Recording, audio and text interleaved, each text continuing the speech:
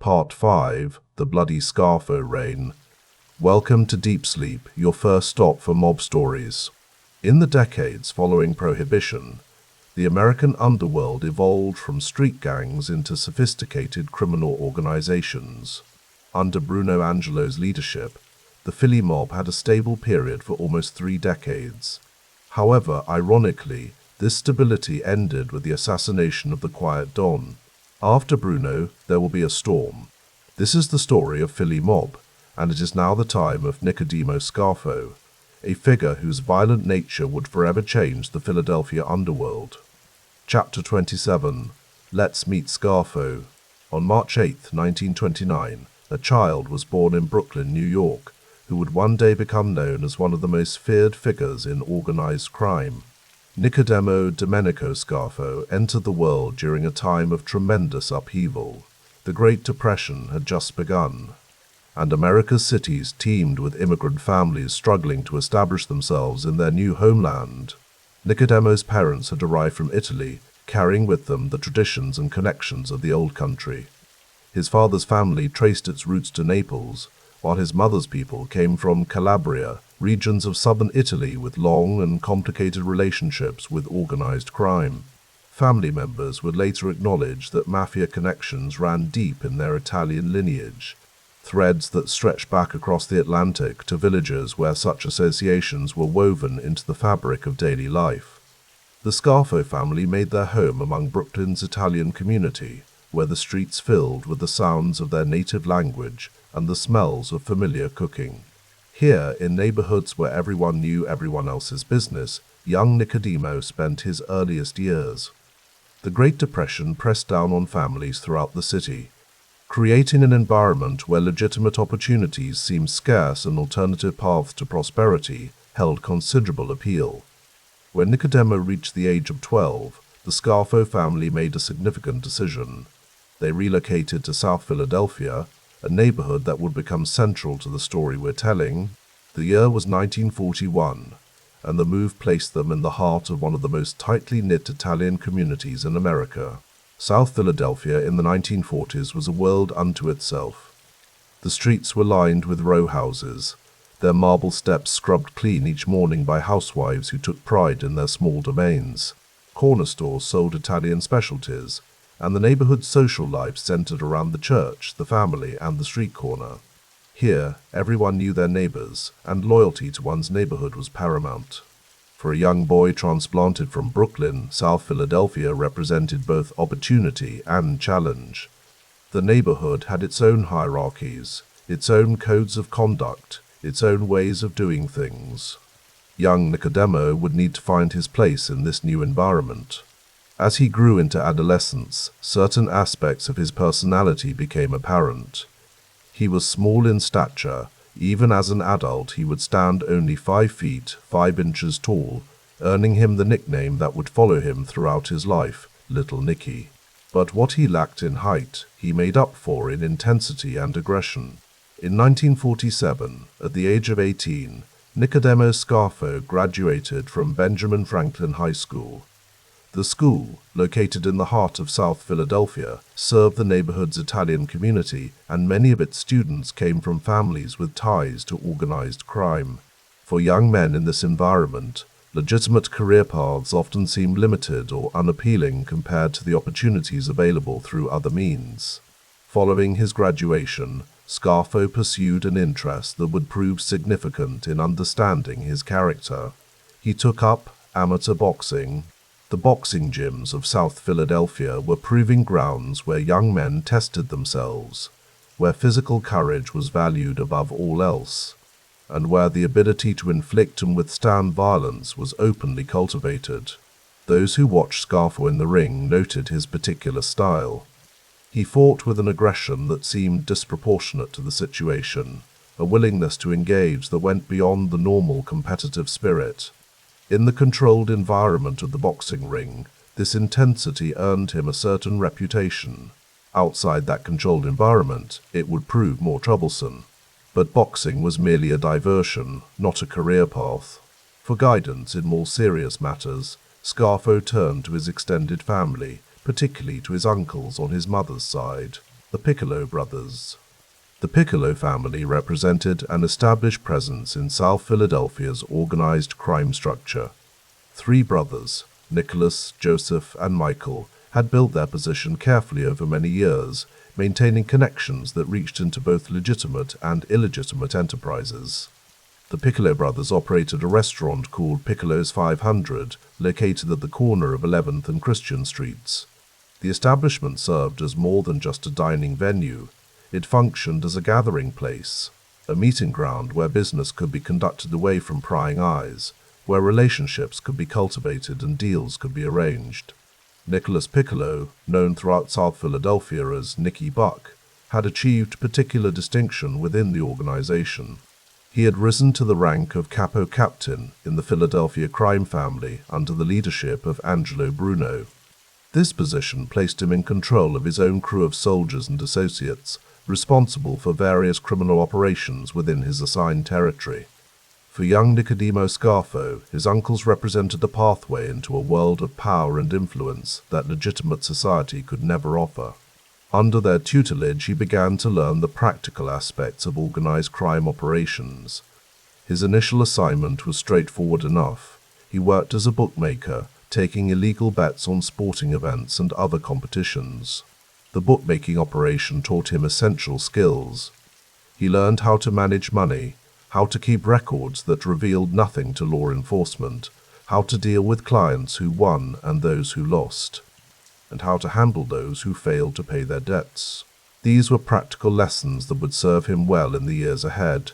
By 1954, at the age of 25, Nicodemo Scarfo had proven himself worthy of formal recognition. The decision was made to propose him for full membership in the Philadelphia crime family, to be made in the language of La Cosa Nostra.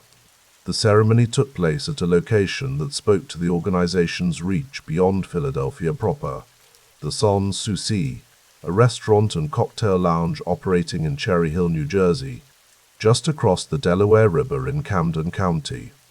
The establishment provided an elegant setting, away from the usual Philadelphia haunts where such important business could be conducted.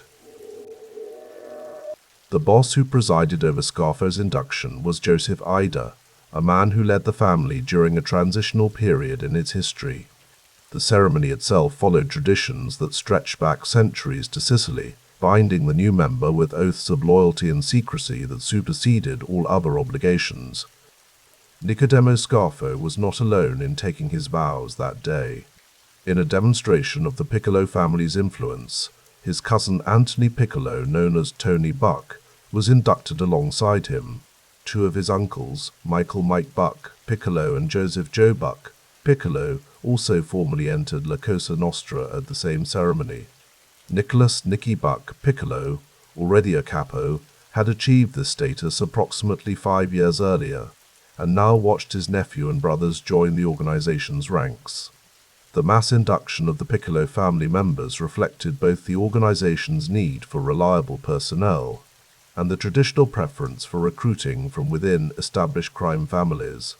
Blood ties provided a measure of insurance against betrayal, creating layers of loyalty that extended beyond the organization itself. Following his formal induction, Scarfo was assigned to serve under a captain named Felix DiTullio, a man known throughout South Philadelphia by his distinctive nickname, Skinny Razor. The nickname captured both his physical appearance and his reputation for handling difficult situations with decisive action. DiTullio took his new soldier under his wing with unusual thoroughness. He brought Scarfo everywhere with him, introducing him to other family members, teaching him the protocols and hierarchies that governed their world, and ensuring that the younger man understood both the opportunities and the obligations that came with membership in La Cosa Nostra. The captain operated his own establishment, a bar known as the Friendly Tavern, located near the intersection of 8th and Washington Streets in South Philadelphia. The name presented a certain irony. While the venue did serve as a gathering place for neighborhood residents, it also functioned as a site for more serious business. The Friendly Tavern had a particular reputation within the organization. It was known as a place where certain problems could be permanently resolved. where individuals who had violated the family's rules or posed threats to its operations could be dealt with quietly and efficiently. During D'Italio's tenure, the tavern served as a location for several such incidents, though the details of these events remained carefully guarded secrets. Under D'Italio's mentorship, Scarfo learned the practical realities of enforcing the organization's will. He saw how disputes were settled, how discipline was maintained, how fear could be used as effectively as friendship in managing operations. These lessons shaped his understanding of how power functioned within the criminal underworld. By 1962, Scarfo had established himself as a reliable soldier willing to handle difficult assignments. That year, a situation arose that would test both his loyalty and his capability to manage violence. The incident involved a man named Caruso, whose actions had created serious problems for the organization. Caruso had made a grave error in judgment. He had attempted to extort money from Joseph Ragnetta, who held the position of consigliere in the Philadelphia family. The role of consigliere advisor to the boss commanded tremendous respect within La Cosa Nostra. To disrespect such a figure represented a fundamental violation of the organization's structure. But Caruso had gone beyond mere disrespect. According to accounts, he had physically struck Ragnetta during their confrontation, an act that demanded the most serious response. The family's boss, Angelo Bruno, personally ordered that Caruso be dealt with in a specific manner. He was to be strangled to death, a method that carried particular significance in the traditions of organized crime. A plan was developed to lure Caruso to a closed bar in Vineland, New Jersey. Scarfo's role was straightforward. He was to bring Caruso to the location under some pretext, where other family members would be waiting. Anthony Casella and Santo Romeo were assigned to physically restrain Caruso, while Santo Idone would perform the actual execution by strangulation. The plan, however, did not proceed as intended. Idone arrived late to the meeting, leaving Scarfo alone with Caruso and without the manpower necessary to carry out the strangling as ordered. Faced with this unexpected situation, Scarfo made a decision that revealed much about his character and his approach to violence. Rather than wait for assistance or postpone the operation, Scarfo shot Caruso 5 times. The wounded man gasped out words that would later be remembered. "You got me, Nick," acknowledging both his killer and his fate. But Scarfo was not finished. He then stabbed Caruso repeatedly with an ice pick, attacking him with such force that the pick eventually broke off in the victim's back. When the other crew members arrived, they attempted to restore some element of the original plan by staging the scene. They placed a rope around Caruso's neck to create the appearance of the ordered strangulation, then wrapped the body and transported it to a burial location near Vineland. On January 30th, 1962, Caruso's wife reported him missing to authorities. Despite subsequent investigations, his body was never recovered. The incident demonstrated Scarfo's willingness to use extreme violence and his ability to complete assignments even when circumstances deviated from the plan. It also revealed a level of brutality that exceeded what the situation required, a characteristic that would become increasingly prominent in the years ahead. The following year brought another violent incident, this one more public and more problematic for both Scarfo and the organization. The events of 1963 at the Oregon Diner would prove a turning point in Scarfo's trajectory within the family. The Oregon Diner was a popular establishment in South Philadelphia, the kind of place where local residents gathered for meals and conversation. On a particular day in 1963, Scarfo entered the diner and found himself involved in a dispute over a booth, a seemingly trivial matter that escalated with shocking speed. The other party in the dispute was William Dugan, a longshoreman who worked along Philadelphia's waterfront. The exact details of what transpired remain subject to varying accounts, but the outcome was undeniable. Scarfo stabbed Dugan to death in front of numerous witnesses. The public nature of the killing created immediate complications. This was not a carefully planned operation carried out away from civilian eyes, but rather an impulsive act of violence committed in a crowded restaurant during business hours. Law enforcement had no difficulty identifying the perpetrator, and Scarfo was quickly arrested and charged with murder. The legal proceedings that followed resulted in a conviction, though notably not for murder. Scarfo received a sentence of 1 year in prison, suggesting that the charges may have been reduced through plea negotiations or that the jury found some mitigating circumstances. He served his time and was released in 1964, but the consequences extended beyond his prison term.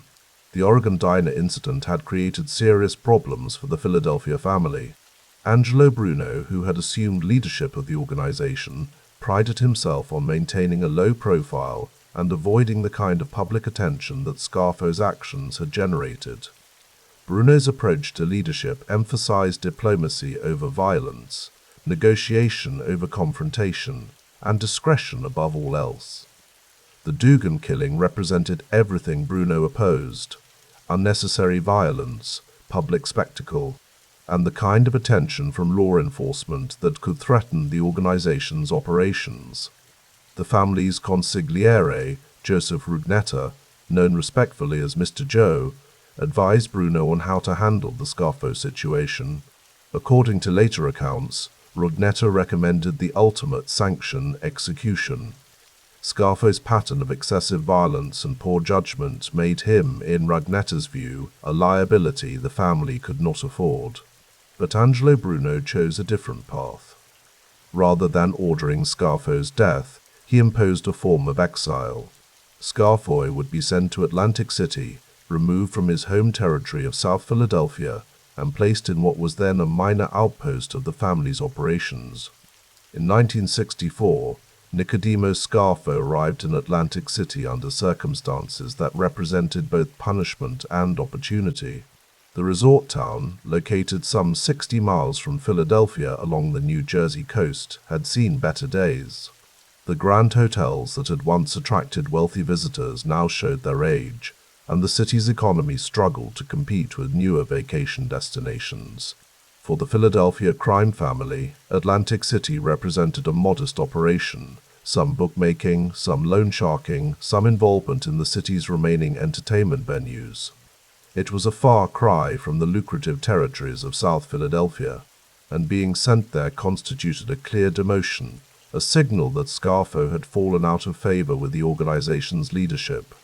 Angelo Bruno's decision to exile rather than execute Scarfo spoke to the complex calculations that governed life in La Cosa Nostra. Scarfo's connections to the Piccolo family provided him with a degree of protection. His uncles, particularly Nicholas "Nicky" Buck Piccolo, retained their positions and influence within the organization. Executing a made member always carried risks, potentially triggering disputes and requiring careful management of family politics. The exile also reflected Bruno's measured approach to leadership. By removing Scarfo from South Philadelphia, Bruno addressed the immediate problem of his disruptive presence while avoiding the complications that would follow an execution. It was the kind of diplomatic solution that characterized Bruno's long and relatively peaceful reign.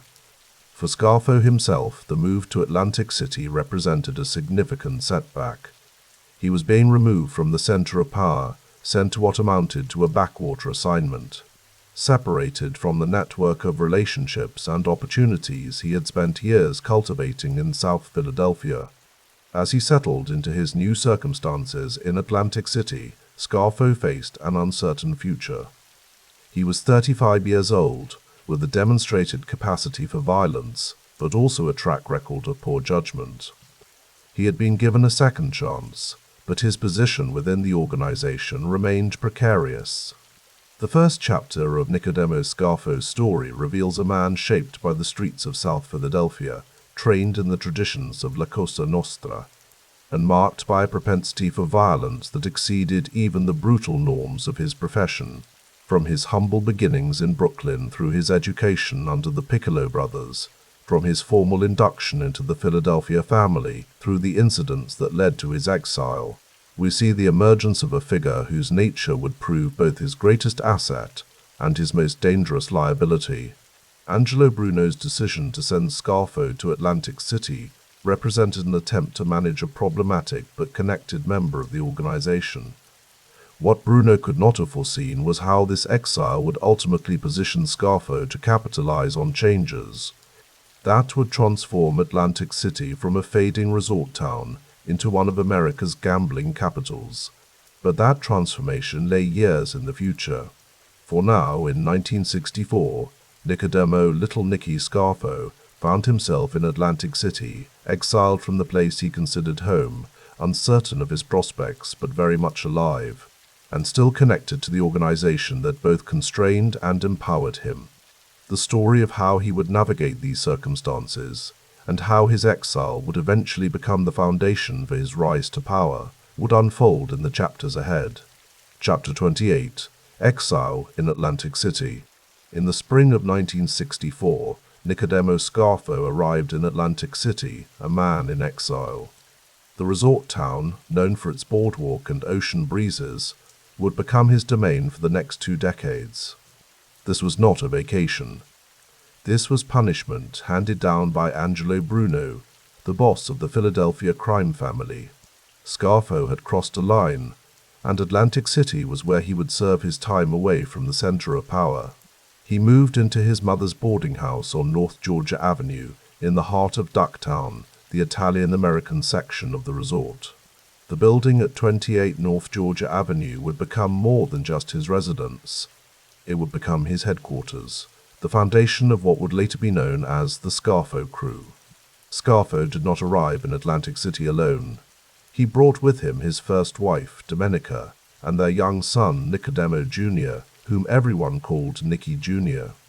The boy would grow up in this environment, watching his father navigate the delicate balance between legitimate business and criminal enterprise. In time, 2 more sons would join the family, Mark and Chris. The building on North Georgia Avenue was crowded with Scarfo family members. His nephew, Philip Leonetti, also lived there, learning the ways of the business from his uncle. The early years in Atlantic City were difficult. Scarfo was a skilled bricklayer and mason, and he put those skills to work. He needed legitimate income, and construction work provided cover for his other activities. During the day, he mixed mortar and laid bricks. In the evenings, he ran the operations that Angelo Bruno had permitted him to maintain: loan sharking, bookmaking, and extortion. These were not glamorous enterprises. Loan sharking meant lending money at high interest rates to people who could not get credit anywhere else. When they could not pay, pressure was applied. Bookmaking meant taking bets on sporting events and horse races. Extortion meant convincing business owners that they needed protection that Scarfo himself would provide for a fee. The same building that housed Scarfo's family also housed Scarf Incorporated, his masonry and concrete company. State investigators would later note that this address saw a steady stream of visitors, associates who came and went, conducting business that had nothing to do with construction. The front office of a legitimate business provided excellent cover for meetings that could not be held in public. During these years, Scarfo began to assemble the men who would form his inner circle. Frank Monti became a trusted associate. Lawrence Merlino, known to everyone as Yogi, joined the crew. So did his brother Salvatore Merlino, called Chucky. These men were not merely employees. They were soldiers in an organization that operated by its own rules, a parallel government in the streets of Atlantic City. Between 1967 and 1970, Scarfo expanded his presence in the resort town. He became a part owner of the Penguin Club, a bar located on Atlantic Avenue near Virginia Avenue. His partner in this venture was Thomas Bucci, known as Tommy Butch, an associate of the family who understood the value of a well-placed establishment. A bar was more than a business. It was a place to meet, to conduct business away from prying eyes, to keep watch over territory. In 1971, Scarfo found himself facing a different kind of challenge. The New Jersey State Commission of Investigation wanted information. They subpoenaed him to testify. Scarfo refused. The code he lived by did not permit cooperation with government authorities. The price for this refusal was imprisonment. He spent approximately 2 years at the New Jersey State Prison in Yardville, from 1971 until the summer of 1973. These were not wasted years. In prison, Scarfo earned the respect of Angelo Bruno, who valued loyalty above almost everything else. He also strengthened his connections with members of the Genovese crime family, one of the 5 families of New York. Louis Anthony Manor, known as Bobby, became a contact. So did Ralph Napoli, called Blackie, and John Lardiere, known as Johnny Coca-Cola, and Gerardo Catina, called Jerry. These relationships would prove valuable in the years to come. The families of New York and Philadelphia were separate organizations, but they maintained diplomatic relations, cooperated on certain ventures, and occasionally settled disputes through negotiation rather than violence. While Scarfo was building his organization and his reputation, events were unfolding that would demonstrate the brutal realities of the world he inhabited. In 1970, Philip Virgilio, known as Nick the Blade, one of Scarfo's closest associates, was involved in a violent incident on the corner of Sovereign and Atlantic Avenues. A man was killed. This happened in the presence of 2 Atlantic City police officers who were in an unmarked vehicle. Virgilio was arrested and charged. Scarfo, concerned about his associate, sought help from Edwin Helfant, a local judge who had a reputation for being amenable to certain arrangements. Helfant indicated that he could ensure a light sentence, perhaps 2 to 3 years, in exchange for approximately $6,000. Scarfo provided the money. When Virgilio was sentenced, however, he received 12 to 15 years in prison. Scarfo was furious. He soon learned from an associate named Dickie Wells that Helfant and a man named Feldman had split the money between themselves. The judge who was supposed to receive the payment had never been approached. Scarfo had been double-crossed. In the world Scarfo inhabited, such betrayals demanded response. The response, however, was not immediate. Feldman had borrowed $60,000 from Carl Ippolito, called Pappy, a family member from the Trenton, New Jersey area. Ippolito wanted his money returned before anything happened to Feldman. It took time to arrange.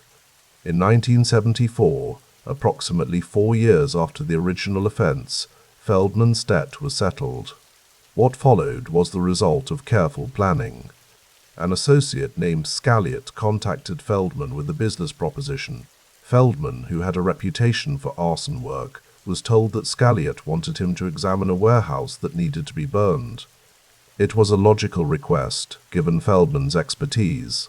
When Feldman arrived at the location, he was confronted by several men, including Joseph Narducci and Alfred Idone. The encounter ended with Feldman's death, and his body was concealed. Judge Helfant's situation was handled differently. Scarfo made a decision that revealed something about his character and his code. He chose to wait. Virgilio would not be released from prison until approximately 1977. Scarfo decided that Virgilio should have what he termed the personal satisfaction of dealing with the man who had betrayed him. In early 1978, about a year after Virgilio's release, Judge Helfant was at his motel, the Flamingo, located on Pacific Avenue near Chelsea Avenue in Atlantic City. It was winter, and a large snowstorm had recently blanketed the area. A man wearing a ski mask and carrying a snow shovel entered the motel bar. The disguise was effective in the context of the weather. The man approached Helfant and shot him. The masked man then ran to a waiting vehicle and left the area. According to later testimony, Virgilio had been the shooter, and Scarfo had been the driver of the getaway car. Philip Leonetti, Scarfo's nephew, had also been involved in the planning. These events, the Feldman matter and the Helfant matter, would return to haunt Scarfo and his associates a decade later. In 1988, a federal RICO trial would examine these crimes in detail. Scarfo, Virgilio, Leonetti, and several other members of the organization would be convicted. But in the mid-1970s, those consequences were still far in the future. In Atlantic City, Nicodemo Scarfo was building an organization, establishing his territory, and enforcing his version of order in the resort town by the sea. The exile that Angelo Bruno had intended as punishment had become something else entirely. Scarfo had transformed Atlantic City into his personal kingdom, far from the oversight of Philadelphia. He had assembled a loyal crew, established profitable operations, and demonstrated to anyone watching that he was not a man to be crossed. The years of exile were coming to an end, but the lessons learned in Atlantic City would shape everything that followed. Chapter 29: Gambling, legalized in the Atlantic City. The year 1976 brought a momentous change to the New Jersey coastline, one that would reshape the fortunes of Nicodemo Scarfo and transform the Philadelphia crime family's operations for decades to come. When New Jersey voters approved a referendum to legalize casino gambling in Atlantic City, the once fading resort town would become a new frontier. And, for Scarfo, it represented an opportunity unlike anything he had seen before. Atlantic City in the mid-1970s was a city in decline. The grand hotels that had once hosted presidents and movie stars stood in various states of disrepair. The famous boardwalk, while still drawing summer crowds, was a shadow of its former glory. But the promise of legal gambling, modeled after the success in Las Vegas, offered the possibility of rebirth. For Nicodemo Scarfo, who had been operating in the shadows of this seaside town, the timing could not have been better. His years of exile from Philadelphia, his careful cultivation of relationships, and his understanding of the construction and service industries, all positioned him perfectly for what was about to unfold. The construction boom that followed the legalization of gambling created opportunities worth tens of millions of dollars. Casino projects required concrete, steel reinforcement, labor, and countless other materials and services.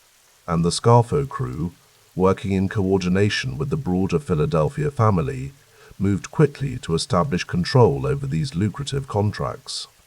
One of the primary vehicles for this expansion was a company called Nat Incorporated. This concrete reinforcement operation, known in the industry as a rebar company, was owned by Salvatore J. Merlino, who went by the nickname Chucky.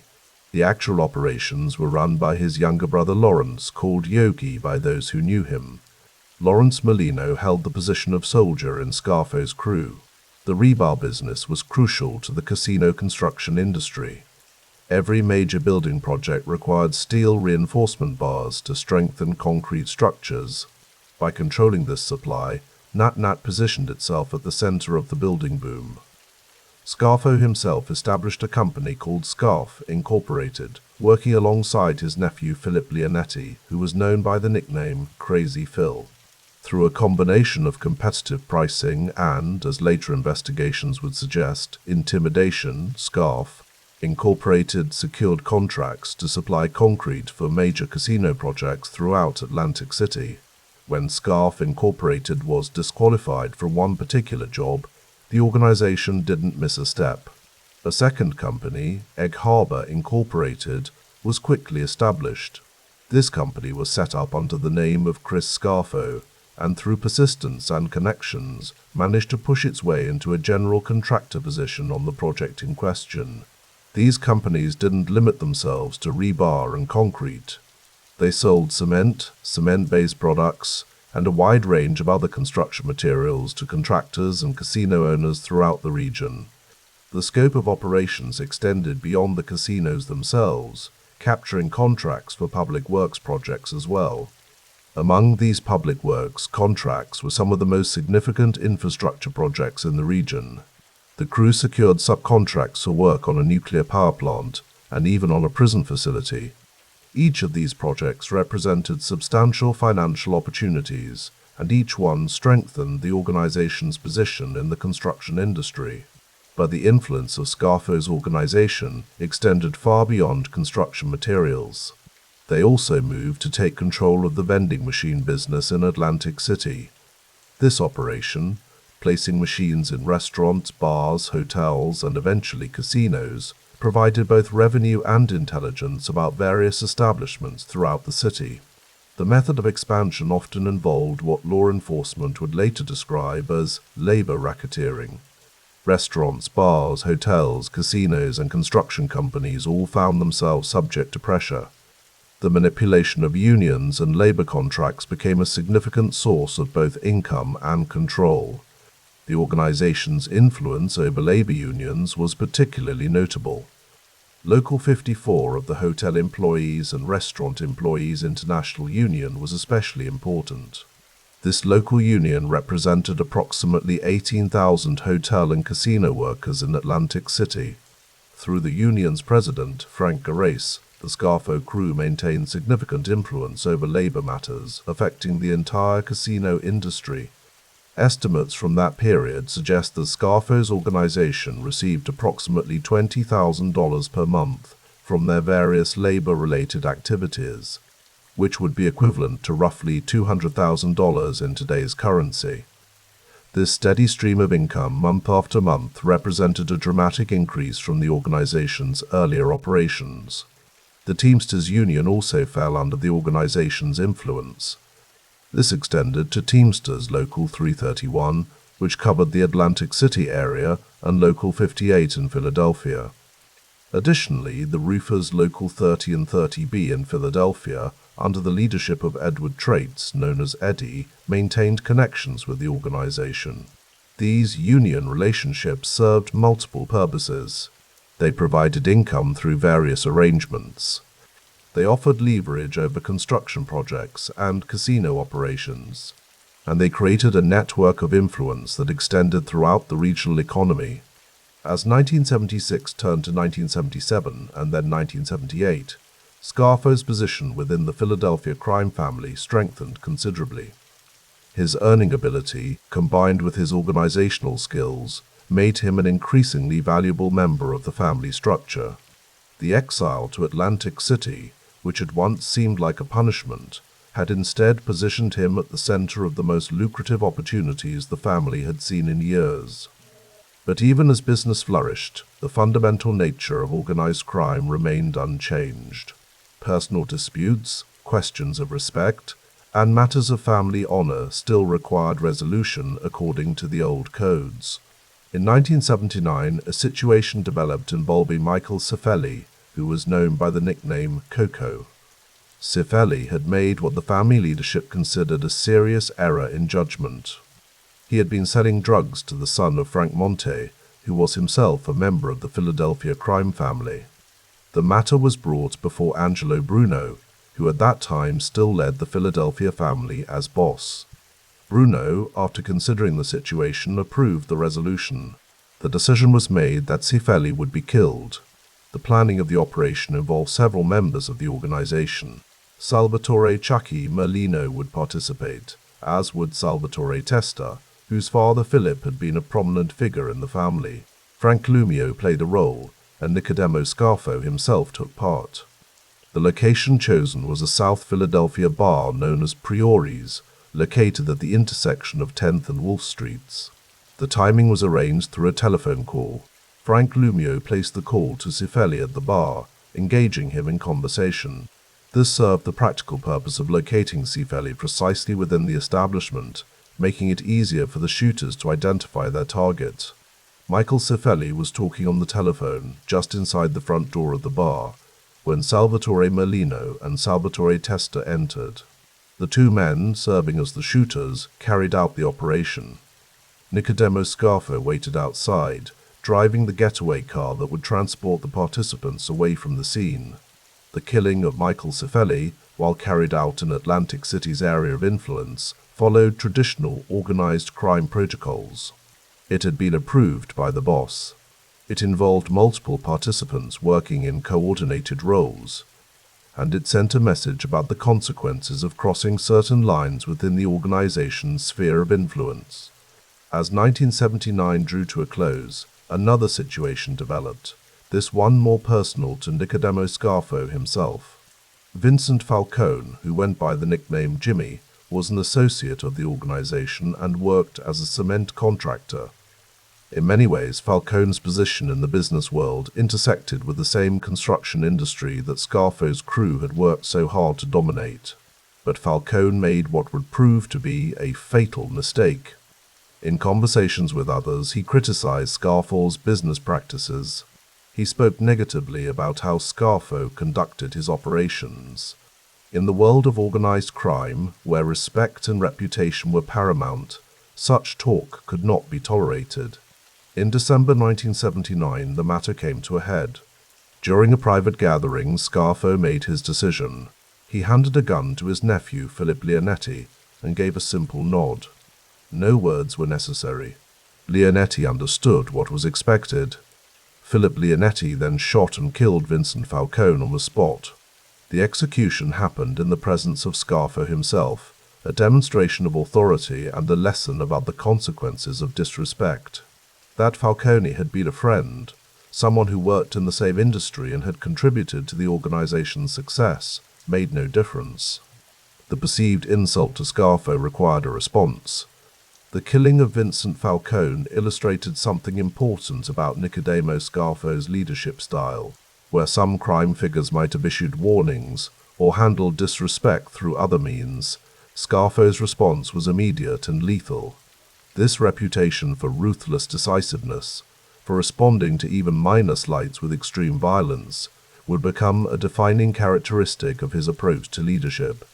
The legal system moved to prosecute both Leonetti and Scarfo for the murder of Vincent Falcone. The case went to court in 1980.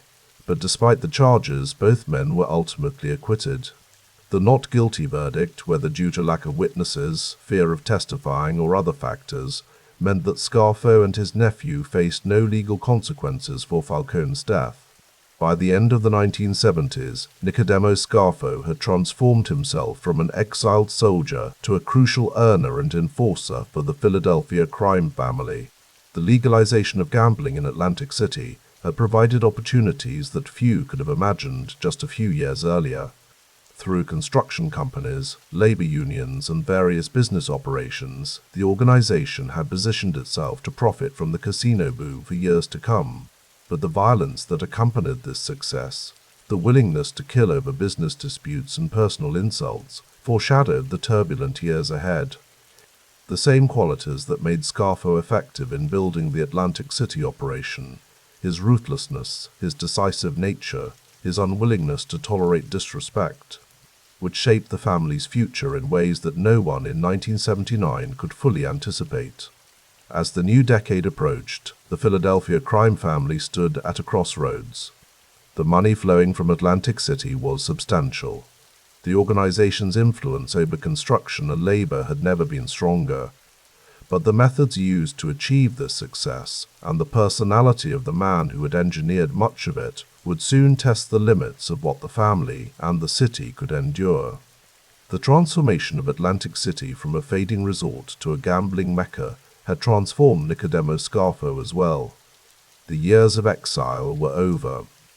The patient building of relationships and business interests had paid dividends beyond measure, and the stage was set for the next chapter in the history of the Philadelphia crime family, a chapter that would be written in both profits and blood. Chapter 30, Angelo Bruno Shootout and the Chaos. The evening of March 21, 1980, marked a turning point in Philadelphia's criminal history. Angelo Bruno, the man who had maintained peace and prosperity for the Philadelphia La Cosa Nostra family for 21 years, sat in the passenger seat of a car outside his modest South Philadelphia home. A shotgun blast through the rear window ended his life in an instant. The killing itself was swift and brutal, but the true violence lay in what it represented. This was not a sanctioned execution. The Commission, the governing body of La Cosa Nostra families across the nation, had not approved this action. The man behind the plot, Antonio Caponegro, known to associates as Tony Bananas, had served as Bruno's consigliere, his trusted advisor. Caponegro's ambition had grown beyond the boundaries of the careful, conservative approach that Bruno had championed for decades. The stability that Bruno had cultivated, the relative calm that had defined Philadelphia's organized crime landscape since the late 1950s, dissolved in that single moment. The Philadelphia violence that the city had known in earlier decades was about to return with renewed intensity. In the structured world of La Cosa Nostra, unauthorized killings of family bosses could not be tolerated. The Commission convened to address this violation of their most fundamental rules. The investigation into Bruno's murder was assigned to the Genovese family of New York. At that time, under the leadership of Vincent the Chin, Gigante, Anthony Fat Tony Salerno, and Bobby Manna. The commission also faced the task of stabilizing the Philadelphia family. They needed a new boss, someone who could restore order and represent the family's interests. The choice fell to Philip Tester, who had been serving as consigliere under Bruno. Associates called him Chicken Man, a nickname that referred to his early work in the poultry business. According to those close to the situation, particularly Philip Leonetti, who would later provide detailed accounts of this period, the commission initially approached Nicodemo Scarfo for the position. Scarfo, who had served as a capo in the family, had spent years in Atlantic City, where Bruno had essentially exiled him. Despite this treatment, or perhaps because of his respect for traditional hierarchy, Scarfo reportedly declined the offer. He suggested that Tester would make a better choice for the leadership role. The commission agreed, installing Tester as boss and naming Scarfo as the new consigliere. The Genovese family's investigation into Bruno's death moved efficiently. By April of 1980, just weeks after the shooting, the bodies of Antonio Caponegro and his brother-in-law Alfred Salerno were discovered in the Bronx. Alfred Salerno had been a member of the Philadelphia family. The manner of Caponegro's death carried a message. $20 bills had been stuffed into his body, a graphic symbol understood by those in the life. The money represented greed, the motivation that had driven Caponegro to violate the most sacred rules of their organization. In seeking to take Bruno's position without permission, to claim the wealth and power that came with leadership, Caponegro had signed his own death warrant. This swift resolution sent a clear signal. The commission would not tolerate the breakdown of order regardless of which family was involved or who had committed the transgression. Philip Tester established his base of operations at Virgilio's, a bar and restaurant he owned at 5 Bank Street in Philadelphia. He held this property jointly with his son, Salvatore Tester, known to friends and family as Salvi. The establishment became more than just a legitimate business. It served as the nerve center for the family's various operations. Law enforcement agencies, recognizing the significance of Virgilio's, maintained surveillance of the location throughout Tester's reign as boss. Between March of 1980 and March of 1981, investigators documented the comings and goings of high-ranking family members and numerous associates. The surveillance logs showed regular meetings between Tester, Scarfo, and other key figures, including Salvatore Tester, Philip Leonetti, and Lawrence Merlino. The choice of Virgilio's as headquarters reflected both practical and symbolic considerations. It was a known location, yes, but it also represented continuity with the neighborhood-based operations that had characterized the Bruno era. These men conducted their business in plain sight, within the community that had known many of them since childhood. On June 8, 1980, Philip Tester held a ceremony that would shape the family's future. In the South Philadelphia home of John Capello, a captain in the organization, Tester conducted a La Cosa Nostra initiation ceremony. This ritual, steeped in tradition and secrecy, brought new blood into the family at a crucial time. Among those inducted that evening was Philip Leonetti, who would go on to hold significant positions within the organization. Salvatore Chucky Merlino also took his vows that night, along with several others. Nicodemo Scarfo attended the ceremony in his capacity as consigliere. The other men inducted included Salvatore Salvia, Tester, Lawrence Yogi, Merlino, Robert Lumio, Anthony Pungitore, Salvatore Grande, Frank Narducci Jr., and Anthony Casella. These men represented a new generation, one that would operate in a very different environment than the one their predecessors had known under Bruno's leadership. The timing of this ceremony was significant.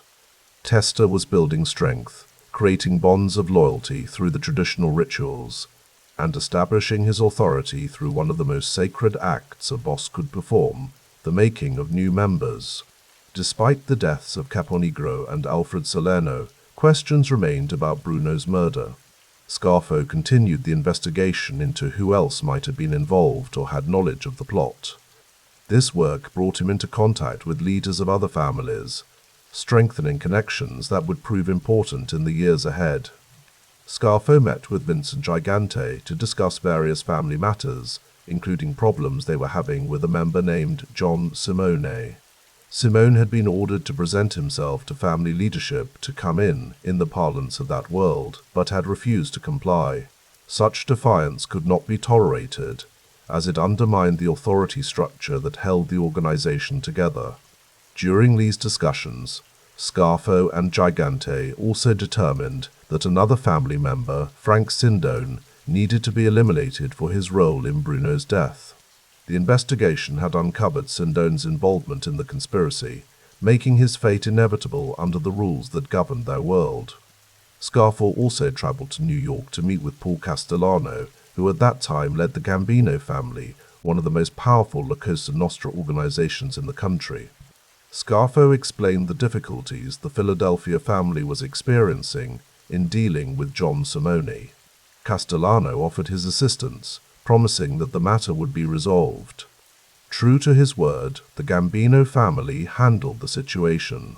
On September 19, 1980, John Simone's body was found in a wooded area near the Staten Island Expressway. He had been shot twice in the head. The geographic location of the body, far from Philadelphia, indicated the involvement of another family in the execution. In the fall of 1980, the Philadelphia family addressed the matter of Frank Sindone. The task of eliminating him fell to Salvatore Chucky Molino Frank Monti and Salvatore Salvi Testa, Philip Testa's son. The younger Testa arranged the logistics of the operation. He convinced Sindone to meet at a house in South Philadelphia, owned by an associate named Virgil Mariucci. Mariucci was not residing at the property at the time and had no knowledge of what was planned for his home. Molino and Monte arrived first, positioning themselves for what was to come. When Testa and Sindone arrived and entered the house, Sindone was greeted by Monte, who extended his hand in what appeared to be a friendly gesture. As Sindone reached out to shake hands, Molino fired the fatal shot. With Sindone's death, the circle of those involved in Angelo Bruno's murder had been closed. The Commission's investigation was complete, and justice, as defined by the rules of La Cosa Nostra, had been served. Capone Gro, Alfred Salerno, John Simone, and Frank Sindone all were dead, their lives forfeited for their roles in the unauthorized killing of a boss. The chaos that followed Bruno's death extended beyond the immediate family business. On December 16, 1980, John McCullough, the longtime boss of Roofers Union Local 30 in Philadelphia, was shot and killed at his home.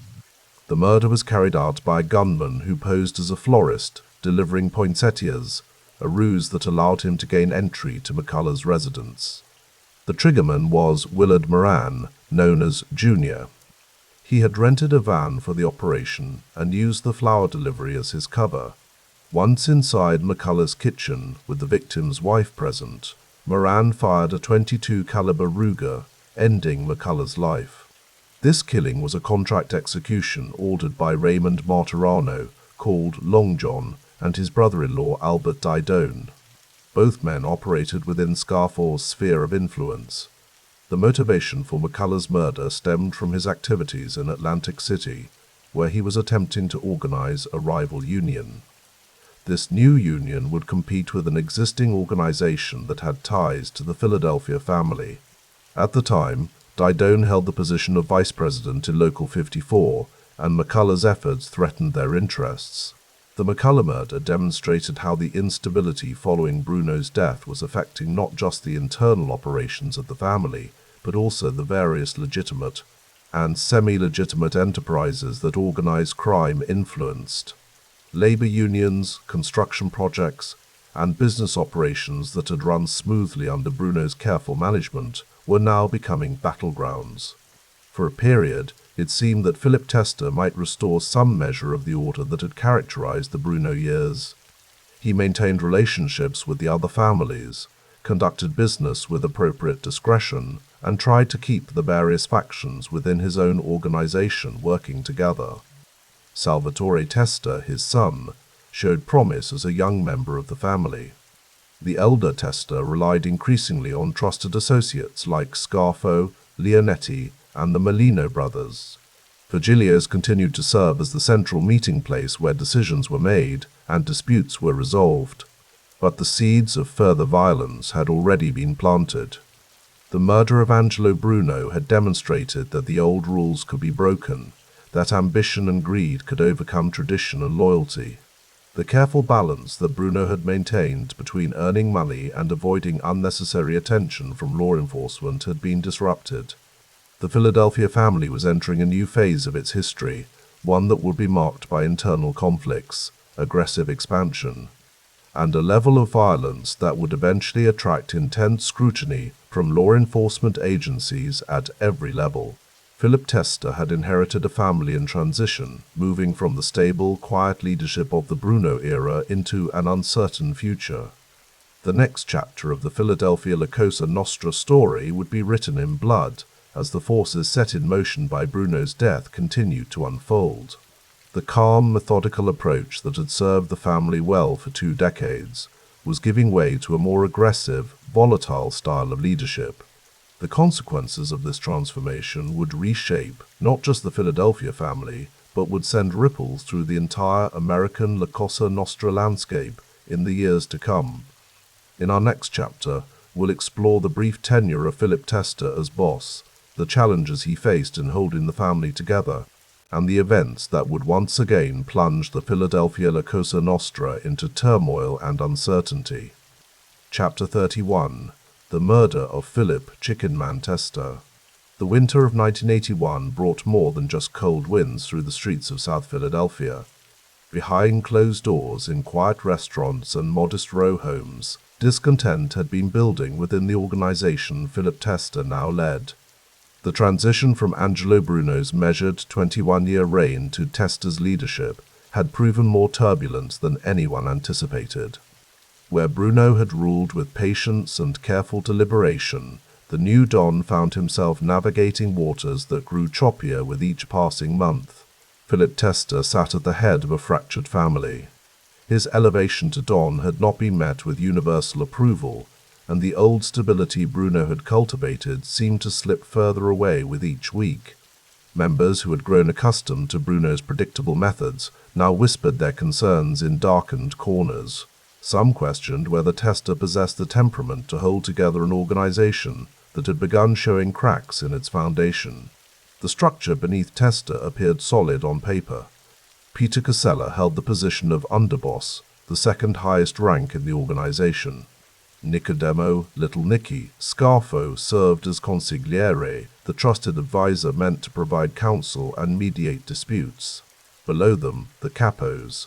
The captains who commanded their own crews included Santo Big Santo Idoni, Joseph Joe Scafidi, John Johnny Capello, Alfred Freddy Iezzi, Frank Monti, and Frank Chicky Narducci.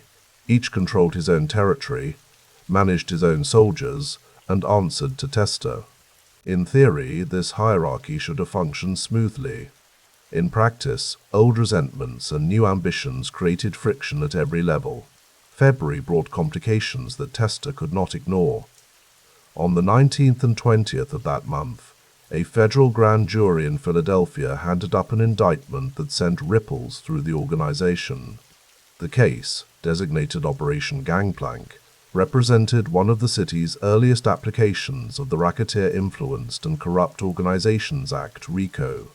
The names listed in the indictment read like a roster of the family's upper echelon: Philip Testa himself, Frank Narducci Sr., Harold and Maria Riccobene, Pasquale Spirito, Joseph Ciancaglini, and several others.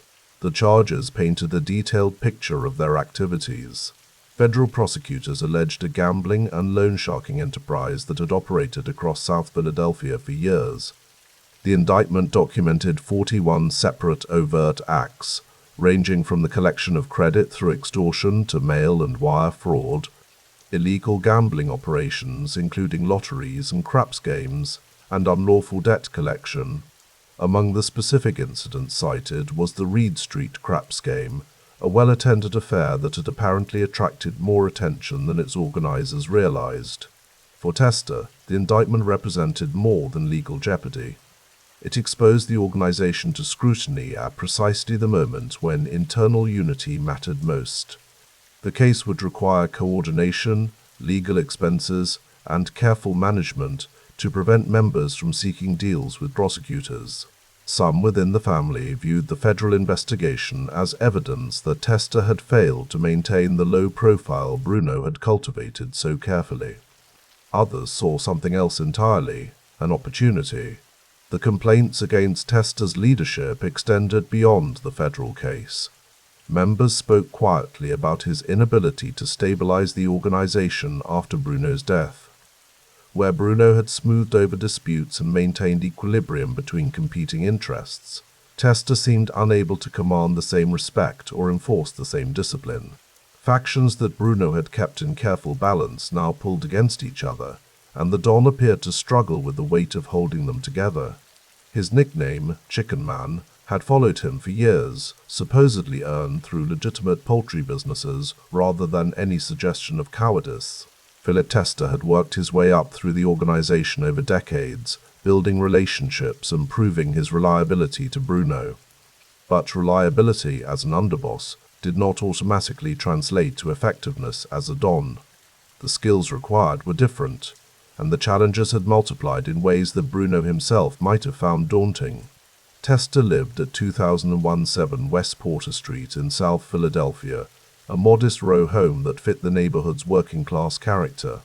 The address placed him firmly within the territory he had known his entire life, surrounded by families who had watched him grow from a young man to the head of the city's primary crime family.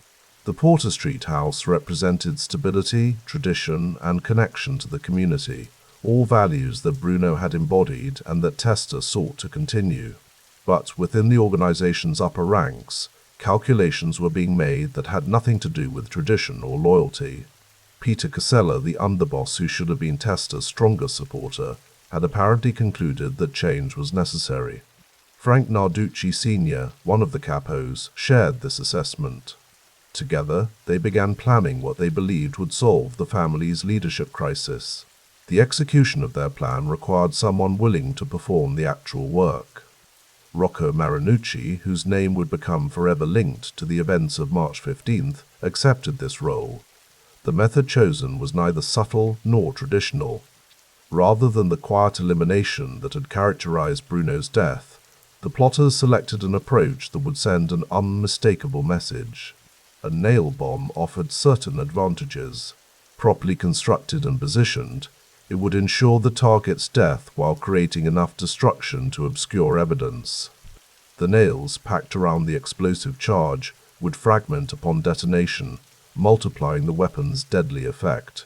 Placement on a porch meant the bomber need not enter the residence or wait nearby for an uncertain opportunity. The device could be triggered remotely or set with a timer, allowing the person who planted it to establish an alibi elsewhere. March the 15th, 1981, arrived with the ordinary routines that marked most days. Philip Testa went about his business, managing the various concerns that filled a Don's schedule. He met with associates, handled disputes, reviewed operations, and addressed the ongoing complications from the federal indictment. The Porter Street house awaited his return, as it had on countless previous evenings. The bomb had been carefully positioned on the porch of 21117 West Porter Street. Marinucci had placed it where Testa would pass when entering his home, either through direct contact or proximity trigger. The device contained enough explosive power to destroy the porch structure and kill anyone within its lethal radius. The nails packed around the charge would ensure no survivors in the immediate blast zone. When Philip Testa approached his front porch that evening, the mechanism functioned as designed. The explosion tore through the night, shattering windows throughout the block and sending debris across Porter Street. The blast's concussive force could be felt houses away. Neighbors rushed from their homes to find the Testa residence's porch destroyed, smoke rising into the March darkness. Philip Testa died instantly. The nail bomb's force left no possibility of survival. The chicken man, who had risen through the ranks over decades, who had served as Angelo Bruno's trusted underboss, who had assumed leadership of the family barely a year earlier, was gone. His reign as Don had lasted approximately 14 months, a stark contrast to Bruno's 21 years of stability. The aftermath brought immediate questions. Within hours, members of the family began piecing together what had happened and considering who might be responsible. The method itself, a bomb rather than a quiet shooting, suggested plotters who wanted to make a statement or who lacked access to the Don for a more conventional hit. The audacity of striking at Testa's own home indicated either supreme confidence or desperate ambition. Law enforcement descended on Porter Street, documenting the scene and beginning their investigation. Federal agents already working the Operation Gangplank case now added murder to their areas of interest. The timing, coming just weeks after the RICO indictment, could not be coincidental. Prosecutors recognized that the family's instability might create opportunities for cooperation as members reassessed their positions and prospects. Within the organization, the immediate question was succession. Peter Casella, as underboss, might have been expected to assume leadership. But Casella's involvement in the plot, widely credited, though not yet proven, complicated that succession. Others within the family began calculating their own positions, weighing loyalty against opportunity, tradition against ambition. Nicodemo Scarfo, the consigliere who had been operating from Atlantic City, suddenly found himself positioned differently than he had been just hours earlier. The power structure that had existed that morning had been literally blown apart. New arrangements would need to be made, new leadership established, new balances struck between competing interests. The Capos, Idone, Scafidi, Capello, Iezzi, Monte, and Narducci each commanded their own crews and controlled their own territories. With Testa gone and Casella compromised by suspicion, these captains represented the family's most established leadership tier.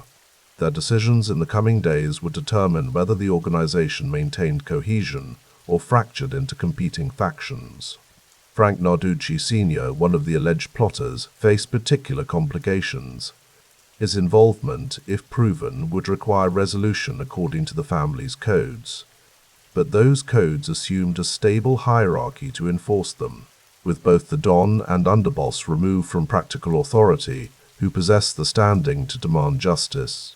And would that justice be based on avenging Testa's murder or on punishing an unauthorized action against the organization's leadership? The soldiers and associates throughout Philadelphia watched these developments with careful attention. Their livelihoods and safety depended on the family's structure remaining intact. Too much instability could invite challenges from other organizations, increase law enforcement pressure, or simply create enough chaos to make normal operations impossible. They needed leadership that could restore order quickly, even if that leadership emerged through violence. The federal investigation continued alongside these internal deliberations. Operation Gangplank prosecutors recognized that Testa's murder might accelerate their case. Members facing RICO charges now also faced uncertainty about their organization's future. Some might calculate that cooperation offered better prospects than loyalty to a family that seemed unable to protect even its Don. Defense attorneys fielded inquiries from clients wondering whether the indictment might be the least of their worries. The Porter Street neighborhood, meanwhile, absorbed the shock of violence that had shattered the usual quiet. Residents who had known Philip Testa for years, who had watched him conduct his business from the Modest Row home, now faced broken windows and police tape. The bombing had brought the family's internal conflicts into their streets in the most dramatic way possible. Rocco Marinucci, who had planted the device, now carried knowledge that made him both valuable and dangerous. He could identify those who had ordered the hit, describe the planning process, and detail how the bomb had been constructed and positioned. That information made him a threat to everyone involved in the plot. It also made him a potential witness for law enforcement, should they manage to arrest him and offer sufficient incentive for cooperation. The method chosen for Testa's elimination, the nail bomb, would echo through Philadelphia's crime history. It represented a departure from traditional methods and suggested an escalation in the family's internal violence. Where Bruno had been shot quietly while walking to his car, Testa had been killed with a weapon that destroyed his home's porch and announced the murder to the entire neighborhood. The symbolism was not lost on family members trying to interpret the plotter's intentions. As March continued, the questions multiplied faster than answers emerged. Who would lead the family now? How would the organization respond to the murder of its don? What would the federal investigation uncover? Would the family fracture into competing factions, or would new leadership emerge strong enough to maintain unity? And most pressingly for those involved in the plot, would they succeed in consolidating power, or would the family's traditional codes demand retribution? The bomb that killed Philip Testa did more than end one man's life and one brief reign as Don. It accelerated forces that had been building within the Philadelphia family since Angelo Bruno's death 13 months earlier. The stable, patient leadership Bruno had provided was now clearly gone, replaced by instability, violence, and uncertainty. The organization that had operated profitably under Bruno's careful stewardship now faced questions about its basic cohesion and future direction. Night settled over Porter Street, over South Philadelphia, over a crime family struggling to find its footing. The debris from the explosion would be cleared, the porch eventually rebuilt, or the house demolished. But the impact of what had happened there would continue reverberating through the organization and the city for years to come. March the 5th, 1981 had begun as an ordinary day. It ended with the Philadelphia family entering a period of turmoil that would test whether the organization could survive the forces tearing at it from within. Chapter 31. Nick Scarfo becomes the boss. In the aftermath of Philip Testa's violent death in March 1981, the Philadelphia crime family found itself at a crossroads. The question of succession would be decided not through tradition alone, but through careful negotiation, strategic meetings, and the ultimate authority of New York's commission. Nicodemo Scarfo, who had been serving as consigliere under Testa, immediately began reaching out to the family's captains. His first meeting took place at the Old Timers Tavern, a bar on Wharton Street near Broad Street in South Philadelphia. The establishment was owned by Alfred Iezzi, known as Freddie, who was himself a captain in the organization. Joining Scarfo at this meeting were Philip Leonetti, his nephew, along with Lawrence Merlino and Salvatore Merlino. These men would form part of Scarfo's inner circle in the coming years. A few days later, Scarfo arranged another meeting at a location known as the 9M Bar. Here he sat down with two more captains, Santo Idone and Frank Monte. Again, Leonetti and the Merlino brothers were present. The conversations at these meetings were crucial. Santo Idone expressed his willingness to support Scarfo's bid for leadership, but with one condition. For years, Scarfo had maintained difficult relationships with several of his relatives who were also members of the family. These included his uncles Nicholas, Joseph, and Michael Piccolo, as well as his cousin Anthony Piccolo. Idone asked that Scarfo make an effort to improve these family relationships. Scarfo agreed to this request. Frank Monte's support was more straightforward. The two men had developed a friendship over the years, and Monte indicated he would back Scarfo without reservation. But Scarfo was not the only man with ambitions for the top position. Peter Casella, who had been serving as underboss of the family, was also seeking to become boss. Casella had the support of Frank Narducci, Sr., known as Chicky, who served as a captain. Additionally, another member named Harry Rickabeen, called the Hump, harbored his own aspirations for leadership. The situation became more complex during Philip Testa's wake in South Philadelphia. Frank Narducci approached Scarfo with a message. Peter Casella wanted to meet with Scarfo after the wake at the home of John Capello, also located in South Philadelphia. By this point, Scarfo had developed strong suspicions about who might have been responsible for Testa's death. He believed that Casella and Narducci could have played a role in the murder. Concerned that the meeting at Capello's house might be a setup for his own assassination, Scarfo took precautions. He quietly pulled aside Ralph Napoli, known as Blackie, during the wake.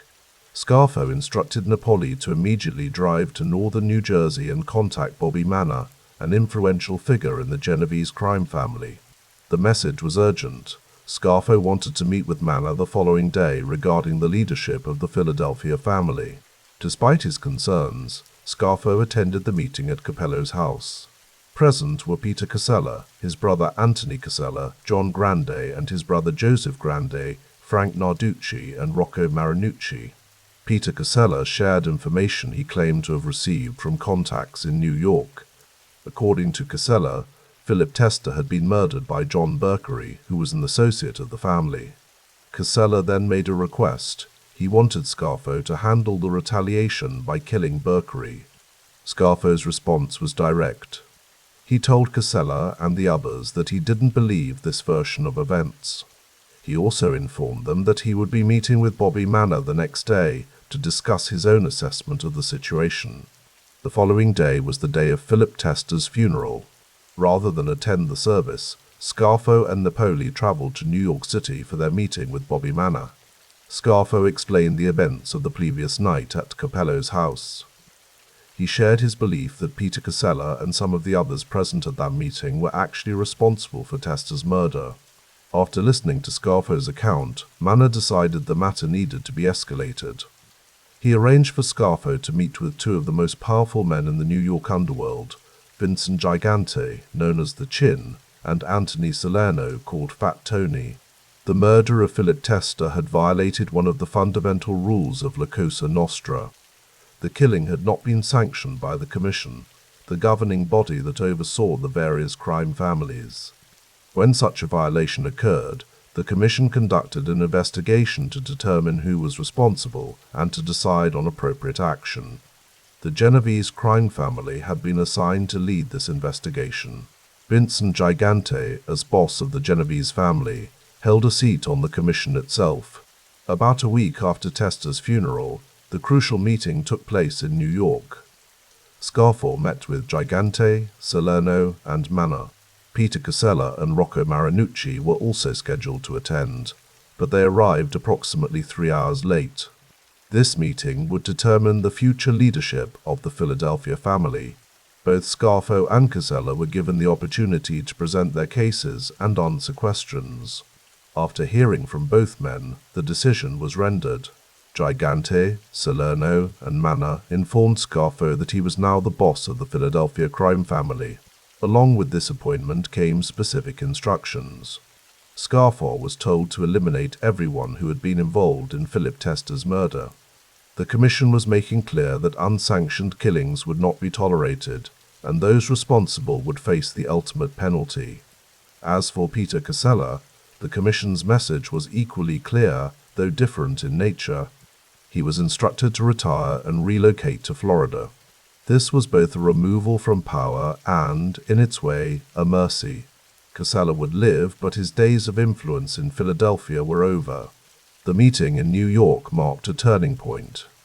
Nicodemo Scarfo, the man who had spent years running operations from Atlantic City, who had been sent there initially as a form of internal exile, was now the official boss of one of La Cosa Nostra's established families. The Commission had spoken, and the succession crisis was resolved. What followed would be one of the most violent periods in the Philadelphia family's history. As Scarfo moved to consolidate his power and carry out the Commission's mandate regarding those responsible for his predecessor's death, the transition of power was complete. The era of Nicky Scarfo as boss had begun. Chapter 32, The Bloody Scarfo Era begins. The spring of 1981 marked a turning point in Philadelphia's underworld. Nicky Scarfo had assumed control of the family, and with that control came a wave of retribution that would define his tenure as boss. Within 12 months of those pivotal meetings where power changed hands, the streets of South Philadelphia would witness the systematic elimination of those connected to Philip Testa's murder. Scarfo's approach to leadership differed markedly from his predecessors. Where Angelo Bruno had favored diplomacy and restraint, and Philip Testa had sought stability, Scarfo embraced a more direct method of resolving disputes. His first priority was addressing the conspiracy that had taken his predecessor's life. The names on his list were clear: Frank Chicky Narducci, Rocco Marinucci, and Anthony Casella had all played roles in the bombing that killed Testa. Their fate, in Scarfo's view, was already sealed. Frank Narducci, known throughout South Philadelphia as Chicky, had operated in the neighborhood for decades. His base of operations was the Buckeye Club, an unassuming establishment that served as both social gathering place and business headquarters. From this location, Narducci had run gambling operations and loan sharking activities, the traditional enterprises that had sustained organized crime families since Prohibition. The Buckeye Club occupied a corner on 8th Street, near Wharton Street, in the heart of South Philadelphia's Italian-American community. The neighborhood knew it as a place where certain business was conducted, where debts were settled, and where those connected to the family maintained their presence. Narducci had used this location effectively for many years, building relationships and conducting the day-to-day operations that generated income for himself and those he worked with. But in January of 1982, Narducci's long association with the Buckeye Club came to an end. His involvement in Philip Tester's death had not been forgotten. The assignment to address this situation fell to 3 men. Salvatore Testa, Philip's son, along with Joseph Pungitore, known as Joey Pung, and Eugene Milano, called Gino by his associates. The killing took place near Narducci's home in South Philadelphia, familiar territory that he had walked countless times. The choice of Philip Tester's son for this particular assignment carried symbolic weight. It represented not just organizational justice, but a personal settling of accounts that the younger Tester had every reason to pursue. The streets that had witnessed Narducci's rise in the criminal world now bore witness to his fall. Rocco Marinucci's situation required more elaborate preparation.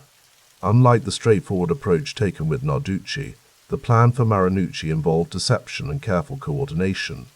Salvatore Testa, still in his 20s but already trusted with significant responsibilities, was placed in charge of planning this operation. The strategy called for building trust where suspicion might naturally exist.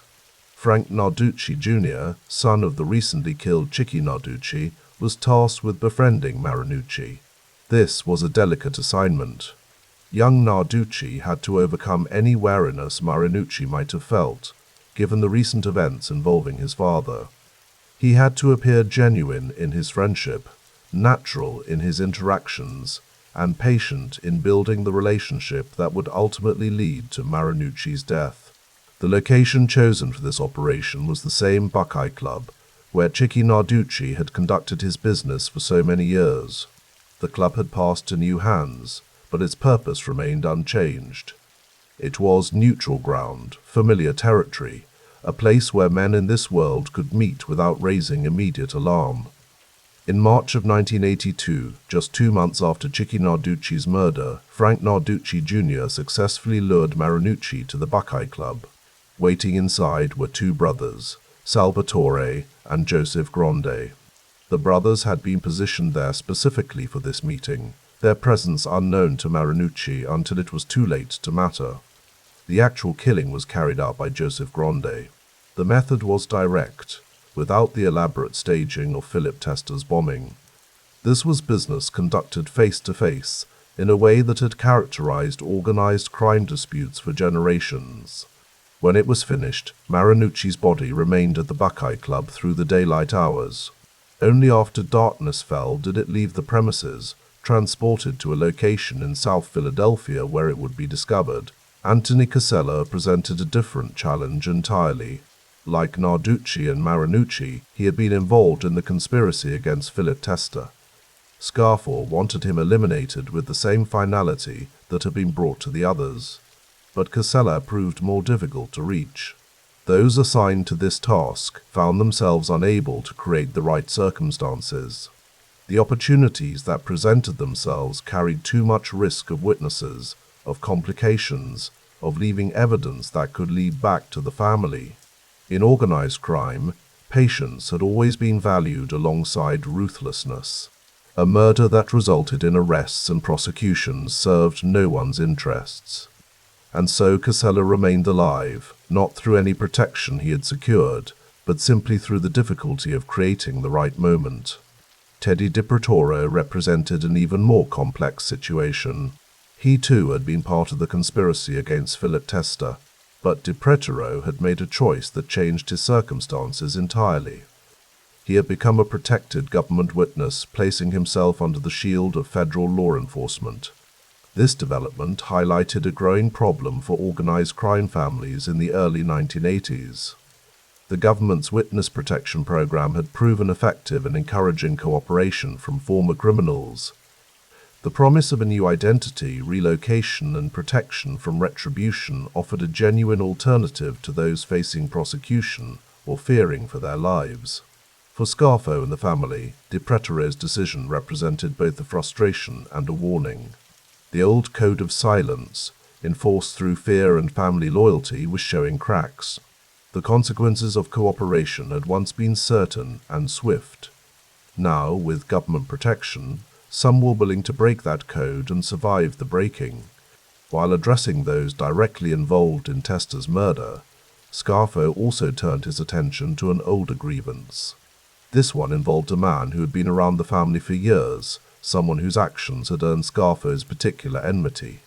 The target was simply known as Calabrese in the historical record. His full story began years earlier, in the late 1970s, when tensions had existed between Angelo Bruno and certain members of the family, including Scarfo and Philip Tester. Scarfo believed that during this period, Calabrese had actively worked to set him up for murder. Whether this belief was based on concrete evidence or on Scarfo's interpretation of events, it was enough to mark Calabrese for eventual retribution. But there was a more recent offense, one that demonstrated what Scarfo saw as Calabrese's character. In the immediate aftermath of Philip Tester's murder, while the family was still processing the loss of its boss, Calabrese had approached Tester's son, Salvatore. What Calabrese had told young Tester was a fabrication designed to extract money through fear. He claimed to have information that Philip Tester had been killed not by conspirators within the organization, but by a motorcycle gang. This gang, Calabrese said, was now demanding $250,000, and if this payment was not made, they would kill Salvatore Tester and others in the family. This was an attempt at extortion, at a moment of extreme vulnerability. Salvatore Tester was grieving his father's death, trying to understand who had betrayed him, and facing uncertainty about his own future in the organization. For Calabrese to approach him at such a time, with such a story, demonstrated either remarkable audacity or a serious miscalculation of how such behavior would be received. When Scarfo learned of this incident, it reinforced his existing negative view of Calabrese.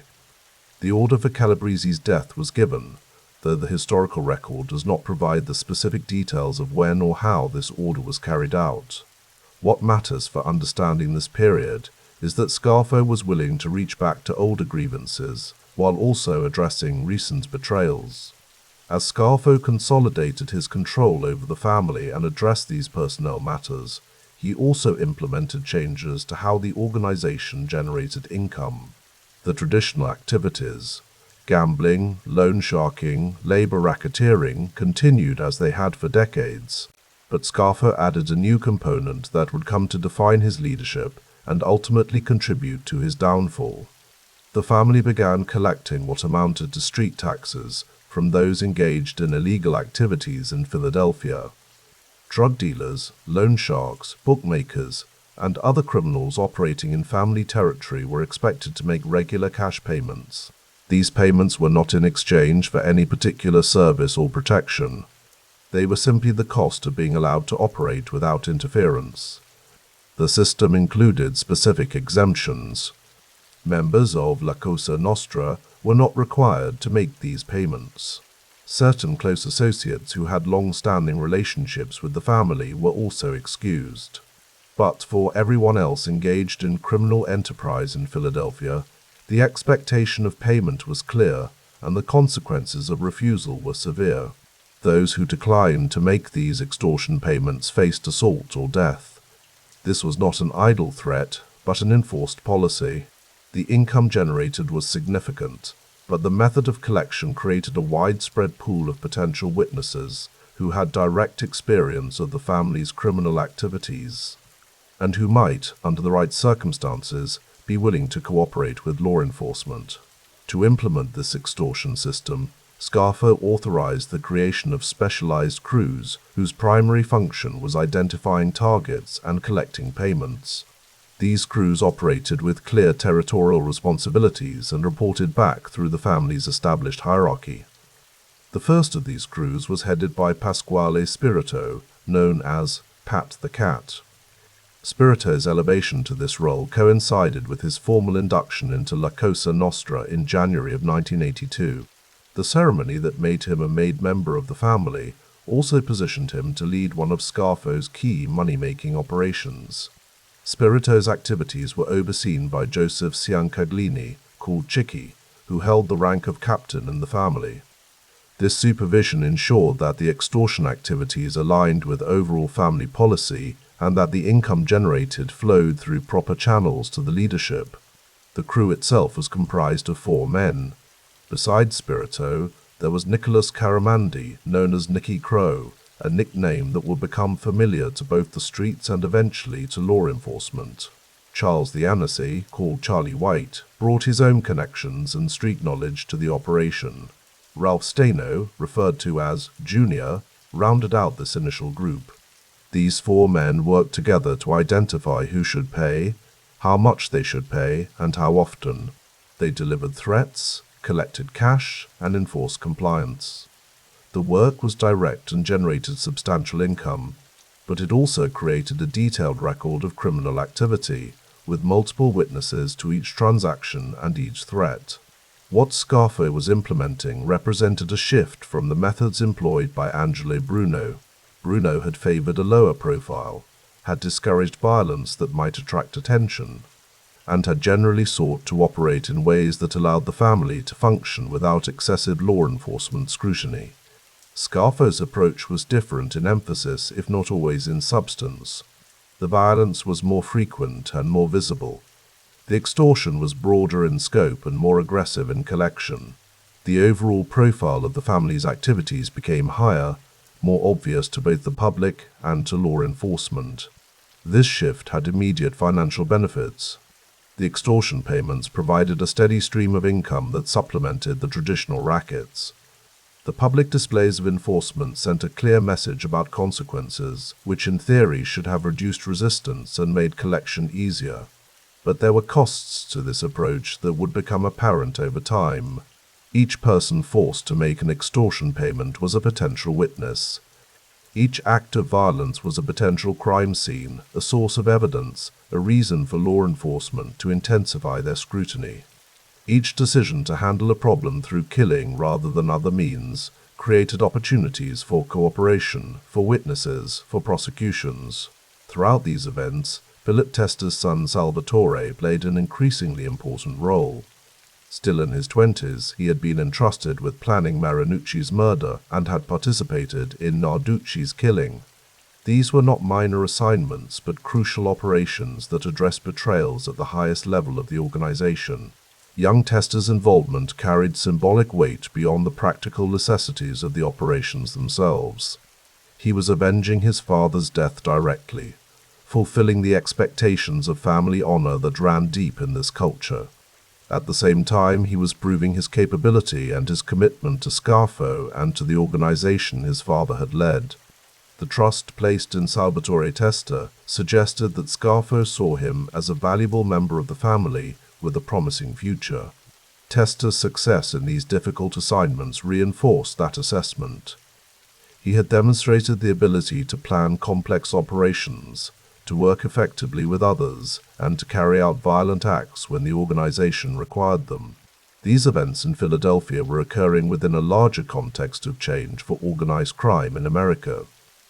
The 1980s saw increasing pressure from federal law enforcement, more effective use of electronic surveillance, and growing success with the Witness Protection Program.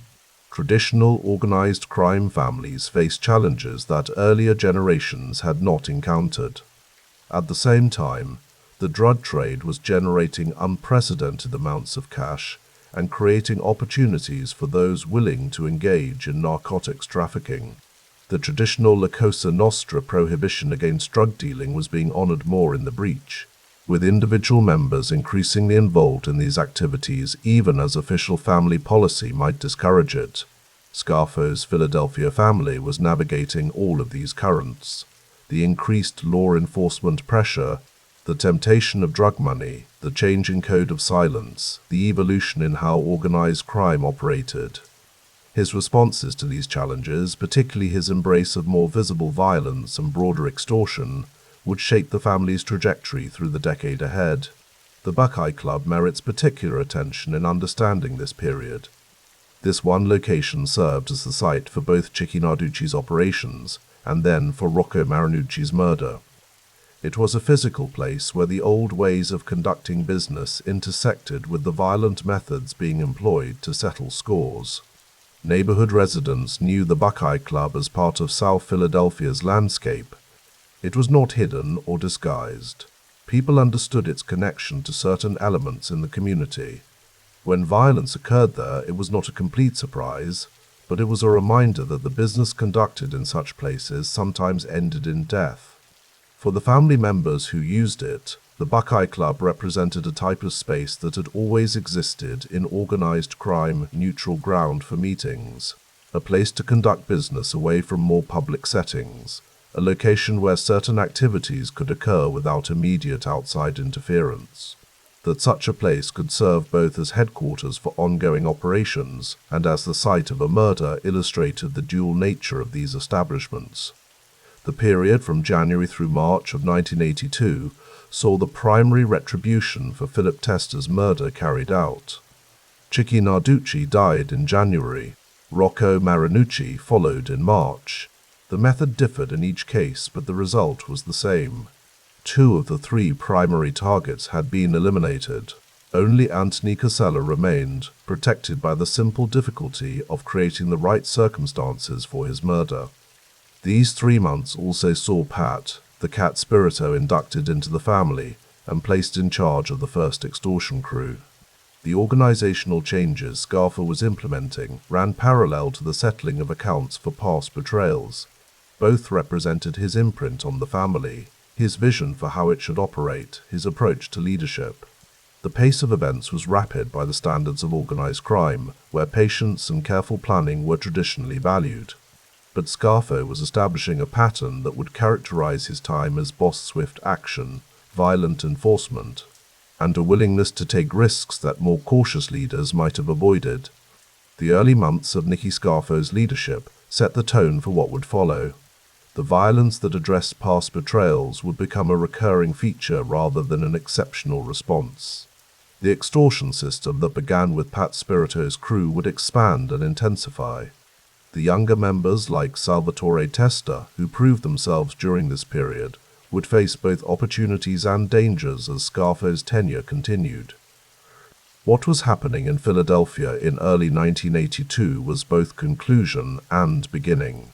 It concluded the direct response to Philip Testa's murder. It began a new chapter in the Philadelphia family's history, one that would be marked by violence, aggressive money-making, and ultimately by consequences that would reshape the organization entirely. The bloody Scarfo era had begun. Chapter 33, The Riccabene War. The spring of 1982 brought a fundamental challenge to Nicky Scarfo's authority. Harry Riccabene, known throughout Philadelphia as the Hunchback, due to a spinal condition, made a decision that would reshape the family's landscape. After decades of loyal service, Riccabene refused to recognize Scarfo's leadership or pay tribute from his extensive loan sharking and illegal gambling operations. Harry Riccabene had built his reputation over many years. Born in Sicily in 1909, he had immigrated to Philadelphia as a young man and gradually established himself in the city's underworld. By the early 1980s, he controlled substantial territory in South Philadelphia, running lucrative loan sharking rings and gambling operations that generated considerable income. His nickname, while unflattering, had become simply part of how people identified him in the neighborhood. Rickabene's defection represented more than personal disagreement. It signaled a broader question about legitimacy and succession within the organization. During the brief period when Scarfo faced legal troubles, Riccabene had formed what amounted to a breakaway faction. Several associates and soldiers aligned themselves with the veteran mobster, creating a parallel power structure. The situation demanded response. In the traditional hierarchy of organized crime families, such public defiance could not stand unaddressed. Frank Monte, serving as consigliere under Scarfo, informed his crew that he intended to kill Riccobene and assume control of the rebellious faction's operations. It was a straightforward declaration of intent, reflecting the direct approach that characterized much of Scarfo's early leadership. Monte developed a plan that relied on family connections. He approached Mario Riccobene, Harry's half-brother, with a proposal. Mario, who maintained his own position within the organization, would set up a meeting or situation that would allow Monte's crew to eliminate Harry. The assumption was that blood ties, while important, would yield to organizational loyalty and self-preservation. The assumption proved incorrect. Mario Riccobene, faced with the choice between his half-brother and the family hierarchy, chose blood. He informed Harry of Monte's plan, detailing the plot against his life. The betrayal of Monte's confidence represented a significant miscalculation in the consigliere's strategy. Harry Riccobene's response was immediate and decisive. Rather than flee or negotiate, he ordered a preemptive strike. He instructed Mario, along with hitmen Joseph Padula and Victor De Luca, to kill Monte instead. The reversal transformed what was meant to be an execution into a counter-operation. On May 13, 1982, Riccobene's team put their plan into motion. They located Frank Monte's vehicle and established surveillance. The stakeout required patience, waiting for the right moment when Monte would be vulnerable. When Monte finally appeared and approached his car, Joseph Padula acted quickly. He fired 3 shots, and the consigliere fell. Frank Monte, who had served in the family's highest advisory position, died on a Philadelphia street. The killing of a consigliere represented an extraordinary escalation. In the organizational structure of crime families, the consigliere held a position of respect and influence, serving as advisor to the boss and mediator in disputes. Monte's murder signaled that this conflict would not be resolved through negotiation or compromise. Scarfo's response came on June 8, 1982. A shooter named Salvatore Grande, known as Wayne, located Harry Riccobene at a phone booth. Grande ambushed the older mobster, but the execution went wrong. Riccobene survived the attack, escaping what should have been a fatal encounter. The failed hit further complicated an already volatile situation. In August 1982, the conflict took an unexpected turn when Scarfo himself was removed from the street. A judge ruled that he had violated the terms of his appeal bond while fighting a federal gun possession conviction. Scarfo was sent to FCI La Tuna, a federal correctional institution located on the Texas-New Mexico border near El Paso. The facility was far from Philadelphia, both geographically and in terms of Scarfo's ability to directly manage the ongoing war. Leadership during incarceration presented unique challenges. Communication had to flow through intermediaries. Orders took time to reach the street. The delay between decision and action created opportunities for misunderstanding and independent initiative. Yet the conflict continued, with Scarfo's loyalists maintaining pressure on Riccobene's faction. The violence continued into 1983. On April 29th of that year, a Scarfo team executed Pasquale Spirito, known as Pat the Cat, after he refused to participate in a planned killing. The target was Robert Riccobene, known as Bobby, another of Harry's half-brothers. Spirito's reluctance cost him his life, demonstrating the consequences of refusing orders during this period of internal warfare. Bobby Riccobene managed multiple legitimate businesses in South Philadelphia. He operated a variety store and maintained other commercial interests in the neighborhood. His connection to Harry placed him in danger, but his day-to-day life involved ordinary retail operations and customer service. The combination of legitimate business and family connection to a rebellious faction created a dangerous situation. On November 3, 1983, the war claimed another Riccobene loyalist. Philip Narducci and Nick Milano entered the variety store owned by Salvatore Tamburino, known as Sammy. Tamburino had aligned himself with Harry Riccobene's faction, and his loyalty proved fatal. The shooting occurred inside the store, among the shelves and merchandise that represented Tamburino's legitimate livelihood. December 6, 1983, brought the conflict to Bobby Rickabene's door. Scarfo gunman Francis the Anarella located Bobby on the street in South Philadelphia. What happened next was witnessed by multiple people, including Bobby's mother. The shooting occurred in public, in daylight, where family members and neighbors could see. Federal court opinions would later document eyewitness testimony, including the devastating account of a mother watching her son killed. The killing of Bobby Rickabene, witnessed by his mother, represented a particular cruelty in the conduct of organized crime disputes. The location and circumstances, a public street, family witnesses, daytime hours demonstrated how thoroughly the conflict had abandoned traditional boundaries about civilian exposure to violence. Scarfo returned from FCI La Tuna in January 1984, resuming direct control after nearly 17 months away. The war had continued in his absence, bodies accumulating on both sides, but the balance was shifting decisively against Harry Rickabene. His faction had suffered significant losses. Key allies were dead or facing prosecution. The organizational apparatus that had once supported his independent operations was dismantled. The federal government had been building cases throughout the conflict. Prosecutors gathered evidence, interviewed witnesses, and documented the pattern of violence. The murder of Frank Monte became a focal point of investigation. Authorities traced the plot from Mario's betrayal through the stakeout to Joseph Badalla's fatal shots. Harry Rickabene was arrested and charged with ordering Monte's murder. The trial presented evidence of the conspiracy, the planning, and the execution. Witnesses testified about conversations, movements, and the chain of command that led to the consigliere's death. The jury returned a guilty verdict. The judge imposed a life sentence. The conviction effectively ended the Rickabene War. Without Harry's leadership, the remaining faction members faced a choice between submission or elimination. Most chose survival, either leaving the life entirely or reconciling with Scarfo's organization. The breakaway movement that had challenged Scarfo's authority collapsed. Harry Rickabene spent his remaining years in federal prison. The man who had defied one of Philadelphia's most violent bosses lived into old age behind bars. He died in 2000, having spent more than 16 years incarcerated.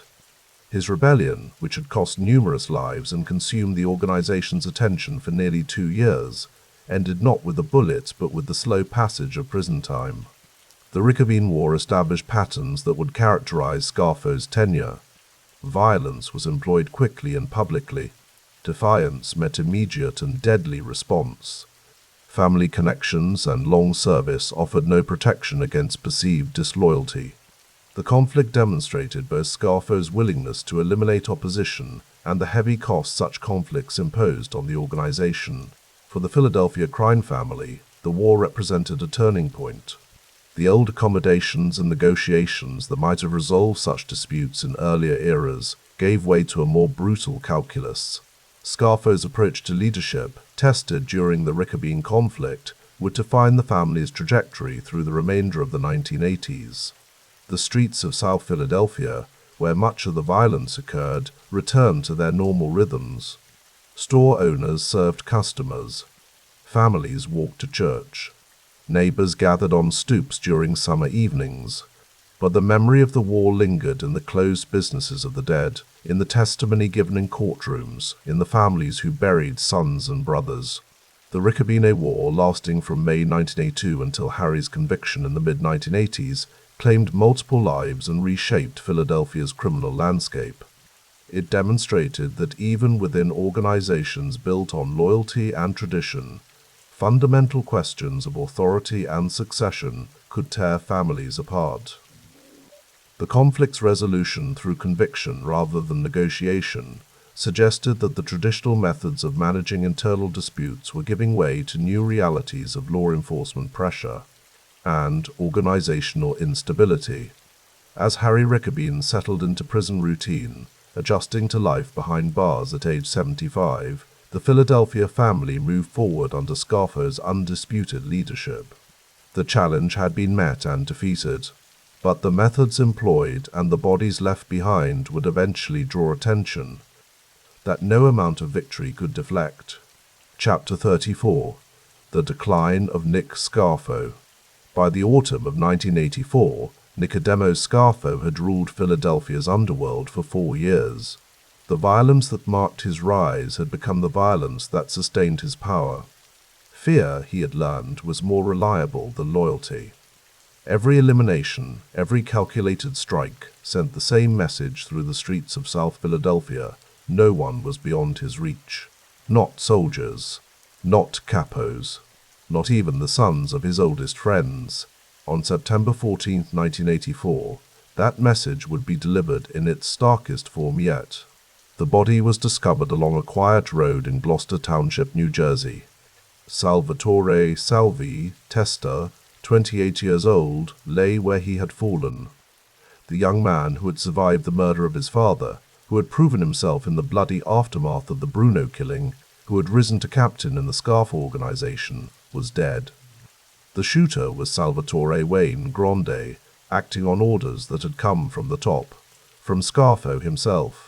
For those who knew the organization's inner workings, the killing posed immediate questions. Salvi Testa was not a rival. He was not plotting against Scarfo. He was, by most accounts, a loyal and capable member of the family. Young, certainly, charismatic and well-liked among the soldiers. A strong earner who commanded respect in the street.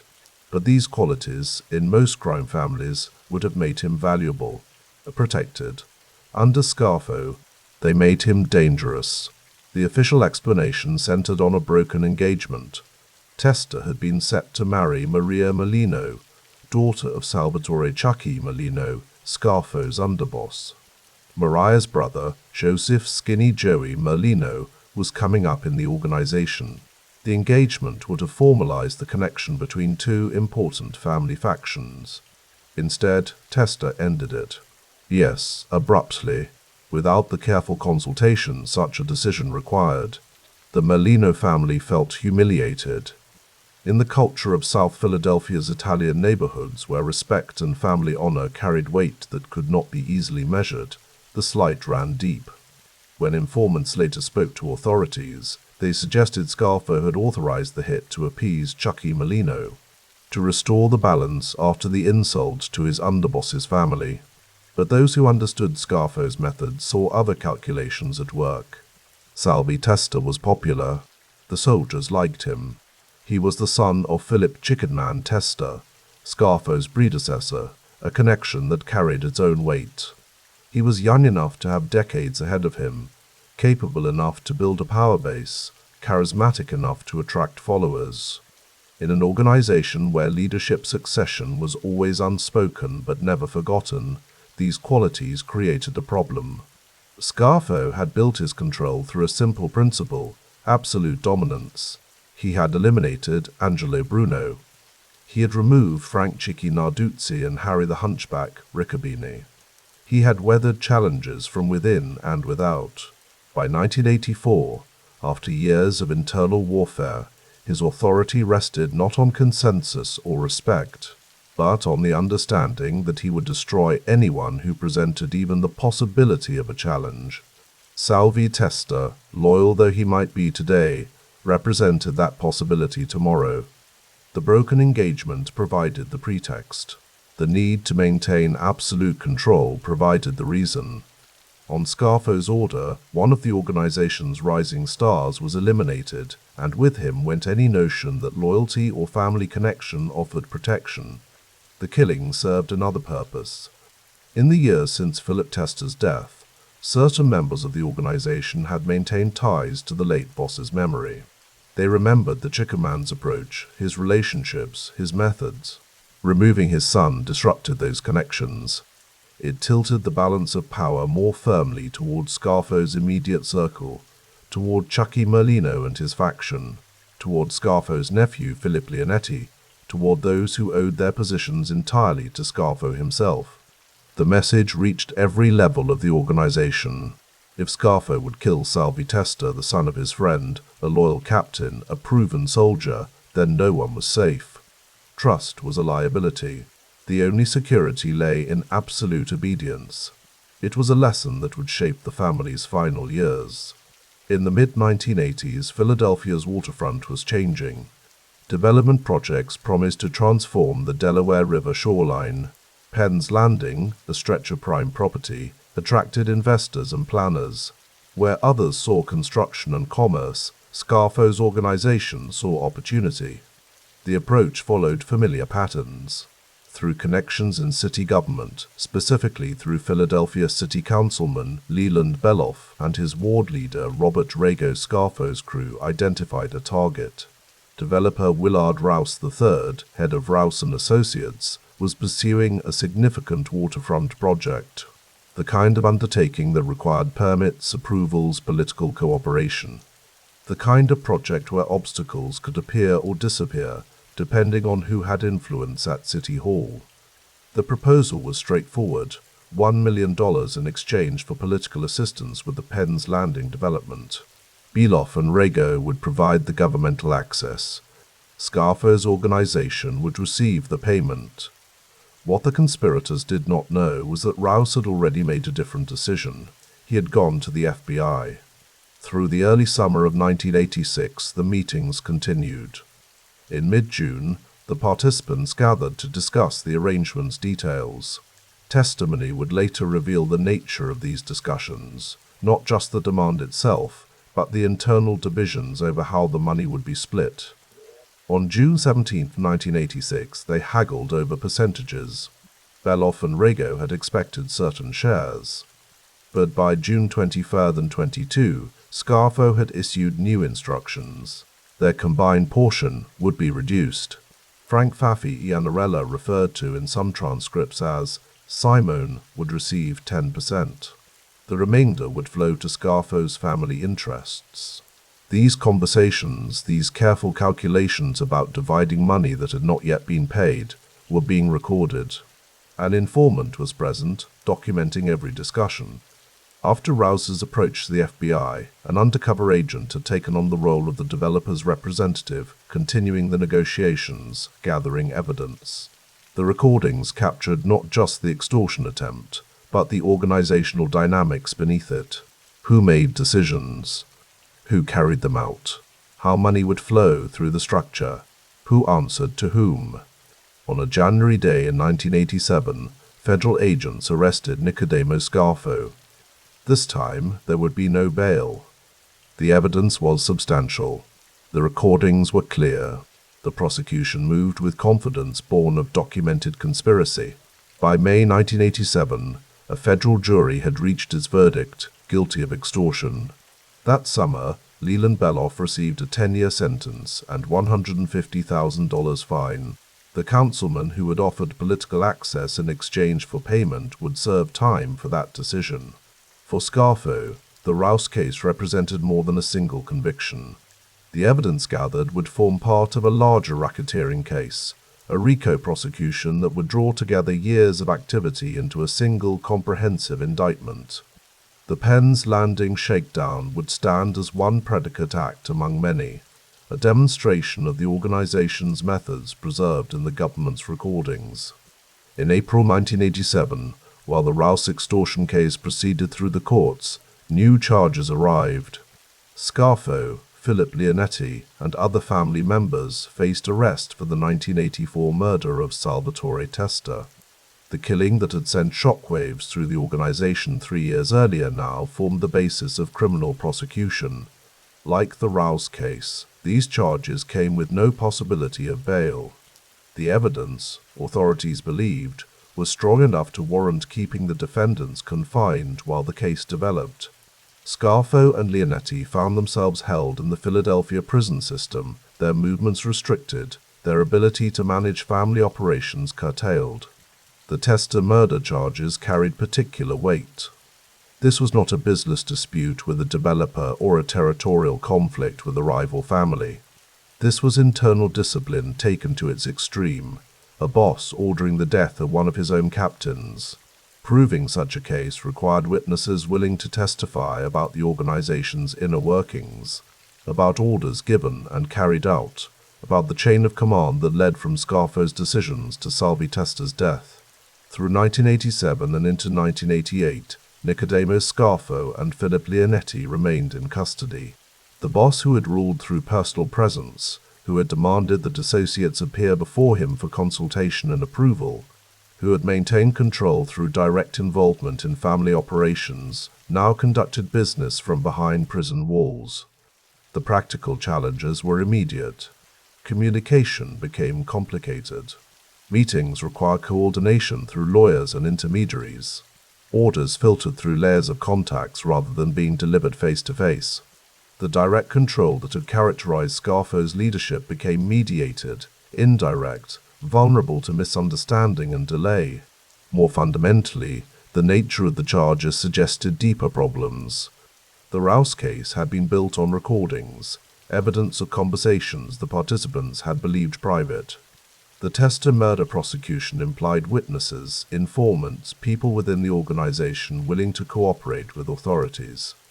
For a family that had operated through fear and intimidation, that had maintained discipline through the threat of violence, these developments revealed a critical weakness. Fear might compel obedience, but it did not inspire loyalty. When faced with serious charges, when confronted with evidence and the possibility of long sentences, members who feared their boss might make different calculations than members who trusted him. The Philadelphia prison system, during those months of 1987 and 1988, held not just the family's leadership, but the immediate future of the organization itself. Outside, on the streets of South Philadelphia, the soldiers and associates continued their activities. Inside, Scarfo and Leonetti dealt with the accumulated consequences of a decade's worth of decisions. The violence that had brought Scarfo to power, that had eliminated rivals and intimidated potential challengers, that had maintained his control through brutality rather than consensus, now formed the basis of multiple criminal prosecutions. Each killing, each beating, each act of intimidation that had seemed necessary in the moment became a potential charge, a possible count in an indictment, evidence of a criminal enterprise. And as federal and state prosecutors compiled their cases, as they reviewed evidence and interviewed witnesses, as they built the comprehensive prosecutions that would eventually target the family's entire leadership structure, Scarfo faced a reality that fear alone could not address. The methods that had brought him to power were now bringing his organization to the attention of law enforcement in ways that could not be managed through violence or intimidation. The recordings from the Rouse case could not be eliminated. The witnesses in the Testa murder could not all be silenced. The pattern of criminal activity that stretched back through the years could not be erased. In the Philadelphia prison system, through 1987 and 1988, Nicodemo Scarfo confronted the essential paradox of his leadership. He had built absolute power through fear. Now that fear, reflected in the willingness of members to cooperate with authorities rather than face his wrath in silence, was becoming the instrument of his downfall. The decline had begun not with external enemies or rival families, but with the internal contradictions of ruling through terror. Every act that had strengthened his immediate control had weakened the organization's long-term stability. Every elimination that had removed a potential rival had created resentment among the survivors. Every demonstration of ruthless authority had made cooperation with law enforcement seem like a reasonable alternative to continued loyalty.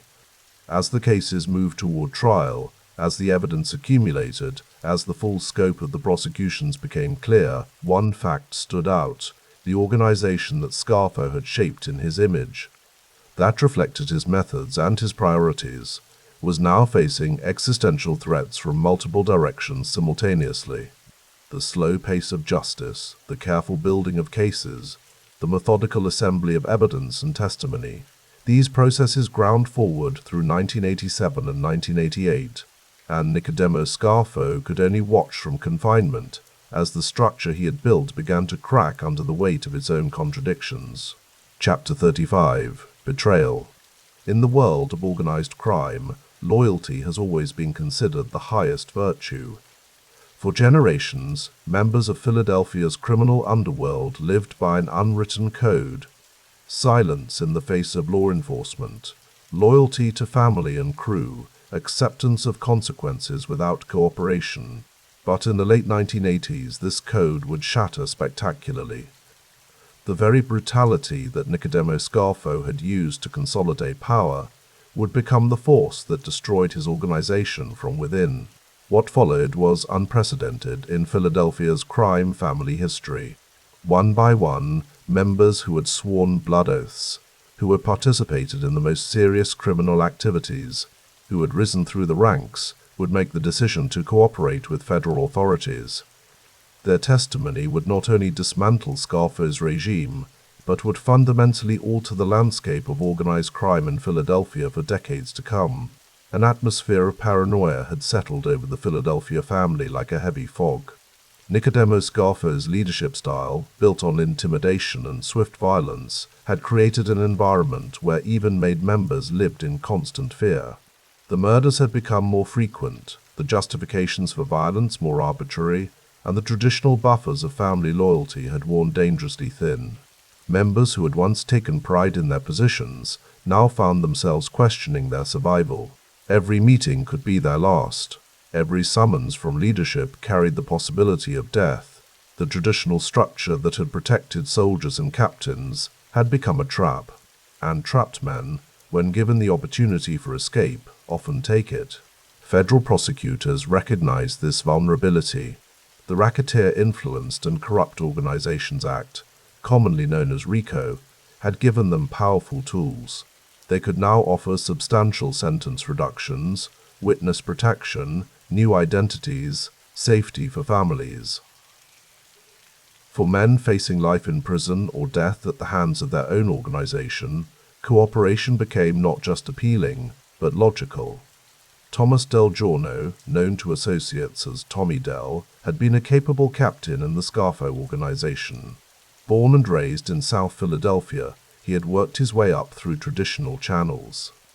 He understood the gambling operations, the loan sharking networks, the careful management of territory and tribute. By the mid-1980s, he controlled significant operations and commanded respect within the family structure. But Del Giorno also understood the changing dynamics under Scarfo's leadership. He had witnessed the violence, participated in the regime's activities, and recognized the instability. When federal prosecutors brought cases related to the Penn's Landing development project and the extortion of developer Willard Rouse, Del Giorno found himself facing substantial prison time. The evidence was considerable. The witnesses were credible. The outcome seemed inevitable. In 1987, Thomas Del Giorno made a decision that would shock the Philadelphia underworld.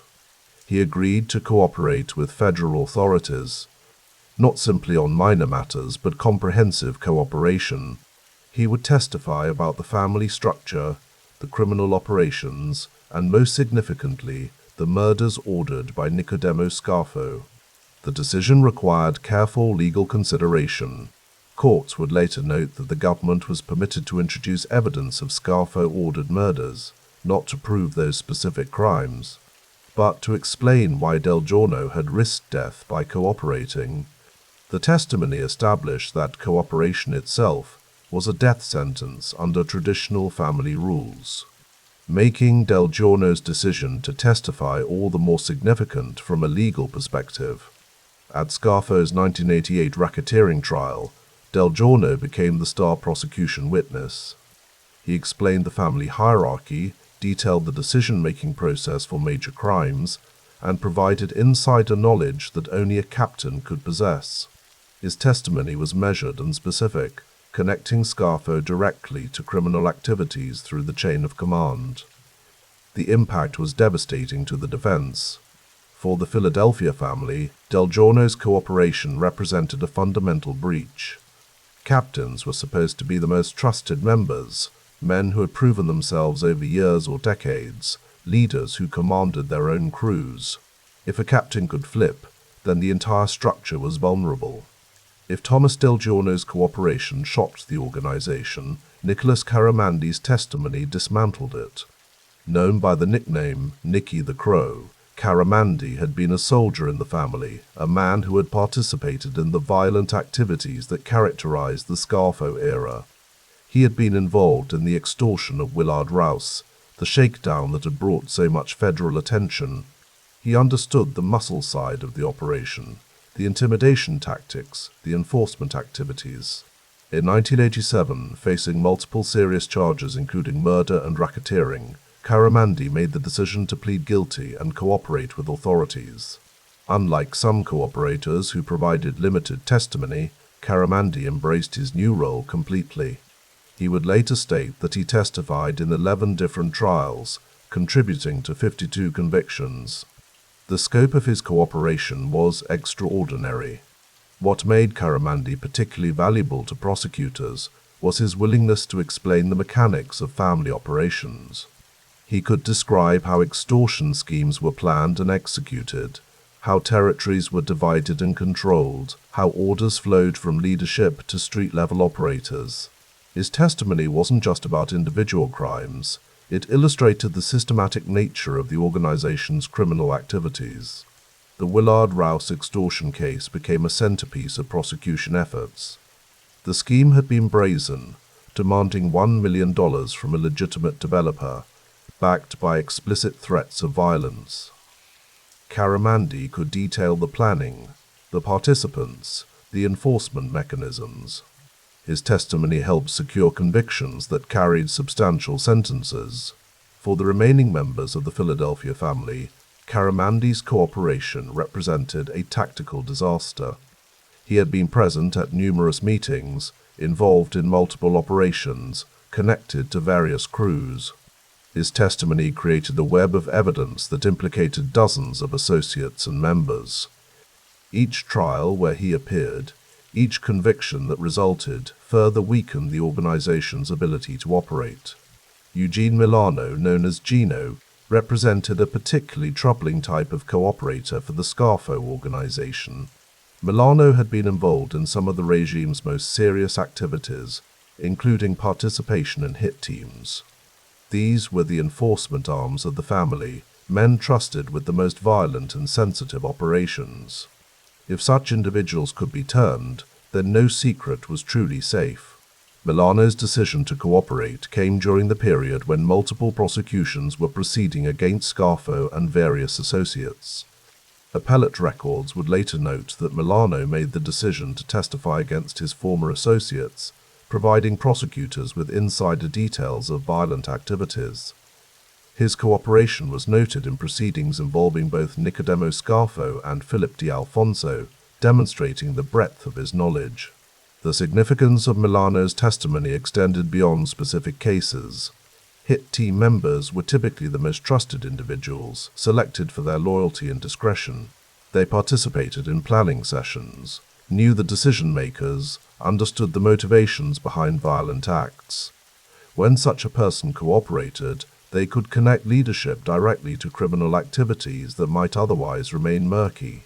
Federal prosecutors used these cooperating witnesses strategically. Each witness corroborated others, creating multiple layers of evidence. Milano's testimony might confirm details that Del Giorno had provided, or explain context that Caramandi had mentioned. Together, these witnesses created a comprehensive picture of criminal enterprise that individual testimonies alone could not achieve. For defense attorneys representing Scarfo and other family members, the cooperation of hit team participants created nearly insurmountable challenges. These witnesses could provide minute details, explain coded language, describe the subtle signals and procedures that governed violent activities. Their defection represented not just a loss of personnel, but a catastrophic intelligence breach. Joseph Salerno Jr. occupied a unique position in the cooperation story. As an associate rather than a made member, his cooperation might have seemed less significant, but his testimony would prove valuable in multiple cases, and the response to his cooperation would illustrate the continuing danger faced by witnesses. Salerno entered the Federal Witness Protection Program and provided testimony in proceedings related to Vincent Falcone and various Scarfo activities. Appellate records reference his testimony as part of the prosecution's case, demonstrating that even associate-level witnesses could provide useful intelligence about family operations.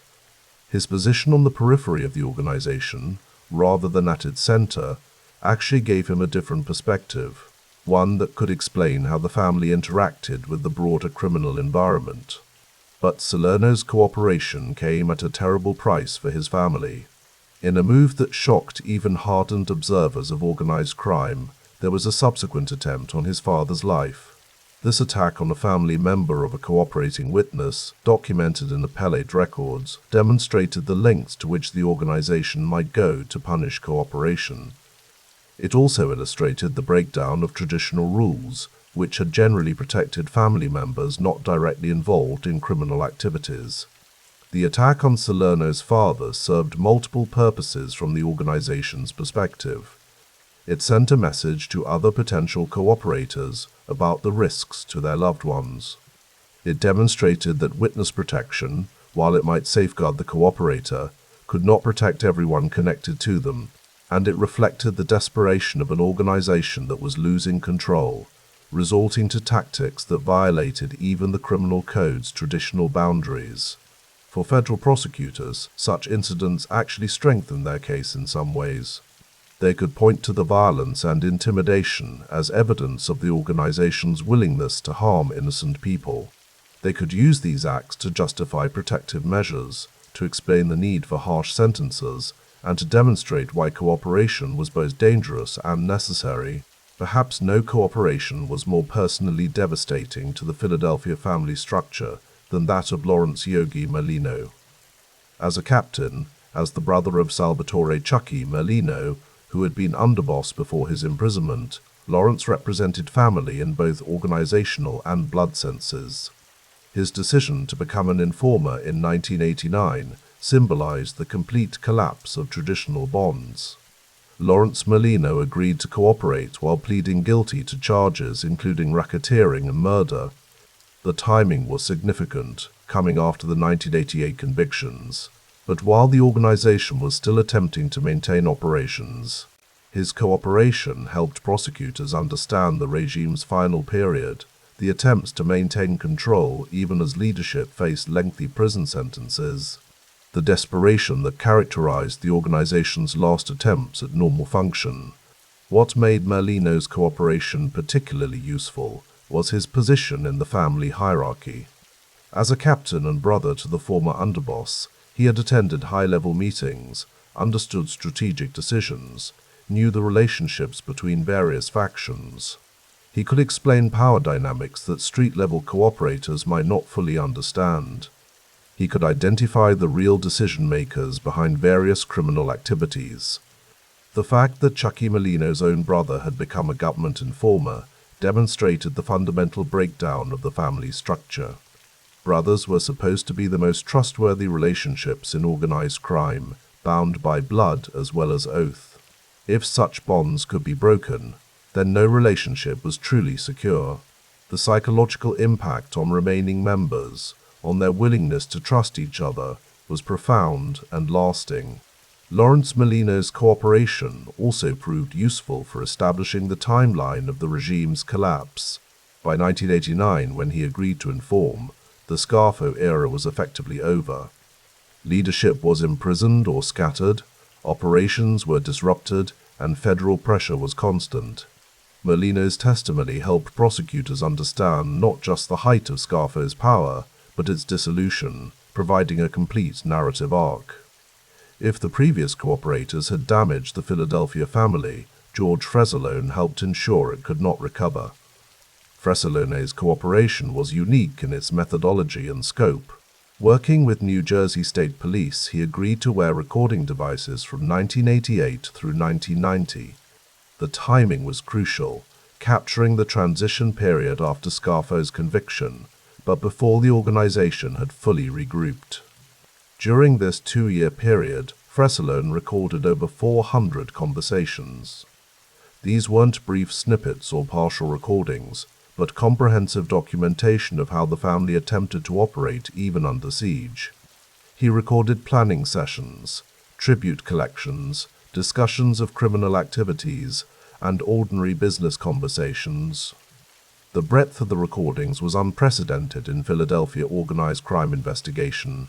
Perhaps most remarkably, Fresalone wore a recording device to his own induction ceremony. This sacred ritual, the formal acceptance into the family as a made member, had always been strictly private. The ceremonies included oaths of loyalty, explanations of family rules, and the symbolic rituals that bound members together. To have such a ceremony recorded, to have the words and promises documented by law enforcement, represented a profound violation of the organization's most private moment. The recordings Fresalone provided fueled dozens of indictments. They captured voices of members discussing crimes in their own words, planning operations without guard, revealing the casual nature of criminal activity. Defense attorneys could argue about the meaning of coded language, but when conversations were recorded clearly, when participants were identified by voice analysis, such defenses became much more difficult. The Fresalone recordings also documented the transition from the Scarfo era to the beginning of the John Stanford period. This transitional moment, when the organization was attempting to rebuild after devastating prosecutions, was rarely documented so thoroughly.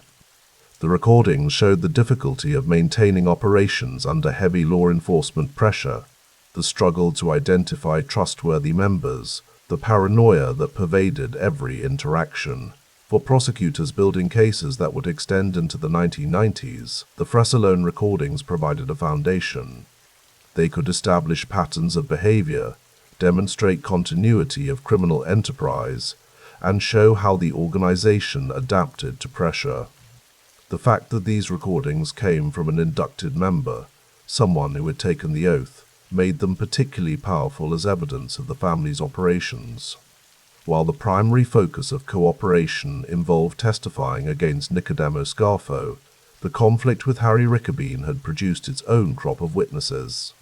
These cooperators illustrated that internal family conflicts, violent disputes over power and territory, could generate their own intelligence about criminal operations. Mario Sonny Riccabina, Harry's half-brother, made the extraordinary decision to testify against his own family member. His testimony focused on Harry's order to kill Frank Monte, a violent act that had occurred during the internal conflict. For a half-brother to testify against family, particularly in a murder case, violated one of the most fundamental taboos of both organized crime and traditional family loyalty. Sonny Riccabina's testimony was crucial in securing Harry's conviction. As a family member and close associate, he could provide context that outside witnesses might not understand. He could explain the relationships, the tensions, the reasons behind the violence. His cooperation helped prosecutors make sense of what might otherwise appear to be random criminal activity. The aftermath of Sonny Riccabeen's cooperation was tragic. In 1993, after leaving witness protection, he was killed. The murder served as a grim reminder that cooperation, even when it led to convictions and prison sentences, did not guarantee long-term safety. For those who knew the case, the killing demonstrated that some members of the criminal underworld maintained long memories, setting scores even years after the original betrayals. Joseph Padula represented another type of cooperator from the Riccabeen conflict. As the actual triggerman in the Frank Monte killing, Padula had the most direct knowledge of the murder itself. His decision to flip and testify for the state, documented in the case that put Harry Riccabeen away, provided prosecutors with detailed evidence of the planning and execution of the hit.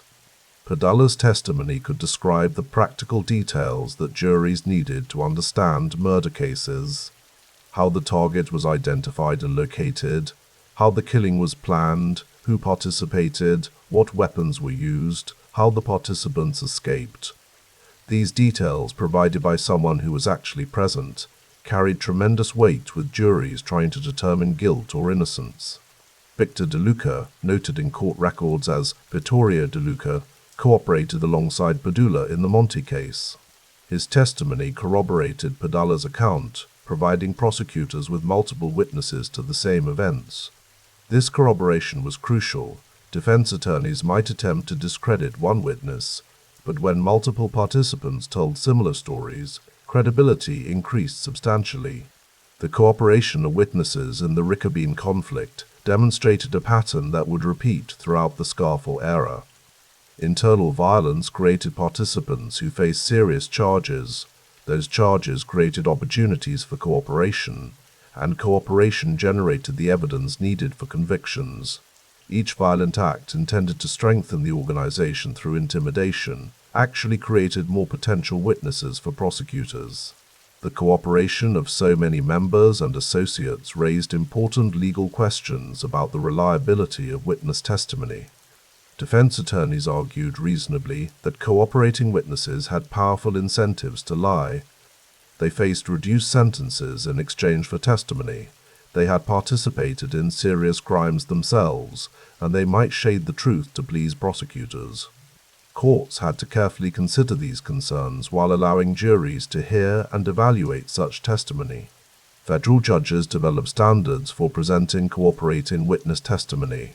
Juries would be instructed about the witnesses' motivations, their criminal backgrounds, and the agreements they had made with prosecutors. Defense attorneys were given wide latitude to cross-examine cooperators about their crimes, their deals, and any inconsistencies in their testimony. The goal was to allow juries to weigh the testimony while understanding its context. Appellate courts reviewed these cases carefully, examining whether cooperating witnesses had been properly presented to juries. The record showed detailed consideration of questions like whether the government could explain why witnesses had decided to cooperate, whether testimony about violence was admissible to show the witnesses' reasonable fear, and whether multiple cooperators could testify about the same events without unfairly prejudicing defendants. In the Scarfo cases, courts generally found that the cooperating witness testimony had been properly presented. The sheer number of witnesses, each corroborating others, created a compelling picture of criminal enterprise. While individual witnesses might have credibility issues, the cumulative effect of multiple cooperators telling similar stories, backed by physical evidence and surveillance, was powerful. The legal precedents established in these cases would influence organized crime prosecutions for decades. The successful use of RICO charges combined with cooperating witness testimony created a template for dismantling criminal organizations. What happened in Philadelphia would be studied by prosecutors across the country, informing strategies for dealing with other crime families and criminal enterprises. By 1990, the Philadelphia crime family had been fundamentally transformed by the wave of cooperation. The traditional structure, with clear lines of authority and communication, had collapsed. Members who remained loyal could not trust each other, could not meet safely, could not conduct normal criminal operations. The organization that Nicodemos Scarfo had ruled with such brutal efficiency had effectively ceased to function as a coherent entity. The cooperating witnesses had created a detailed map of the family's operations for law enforcement.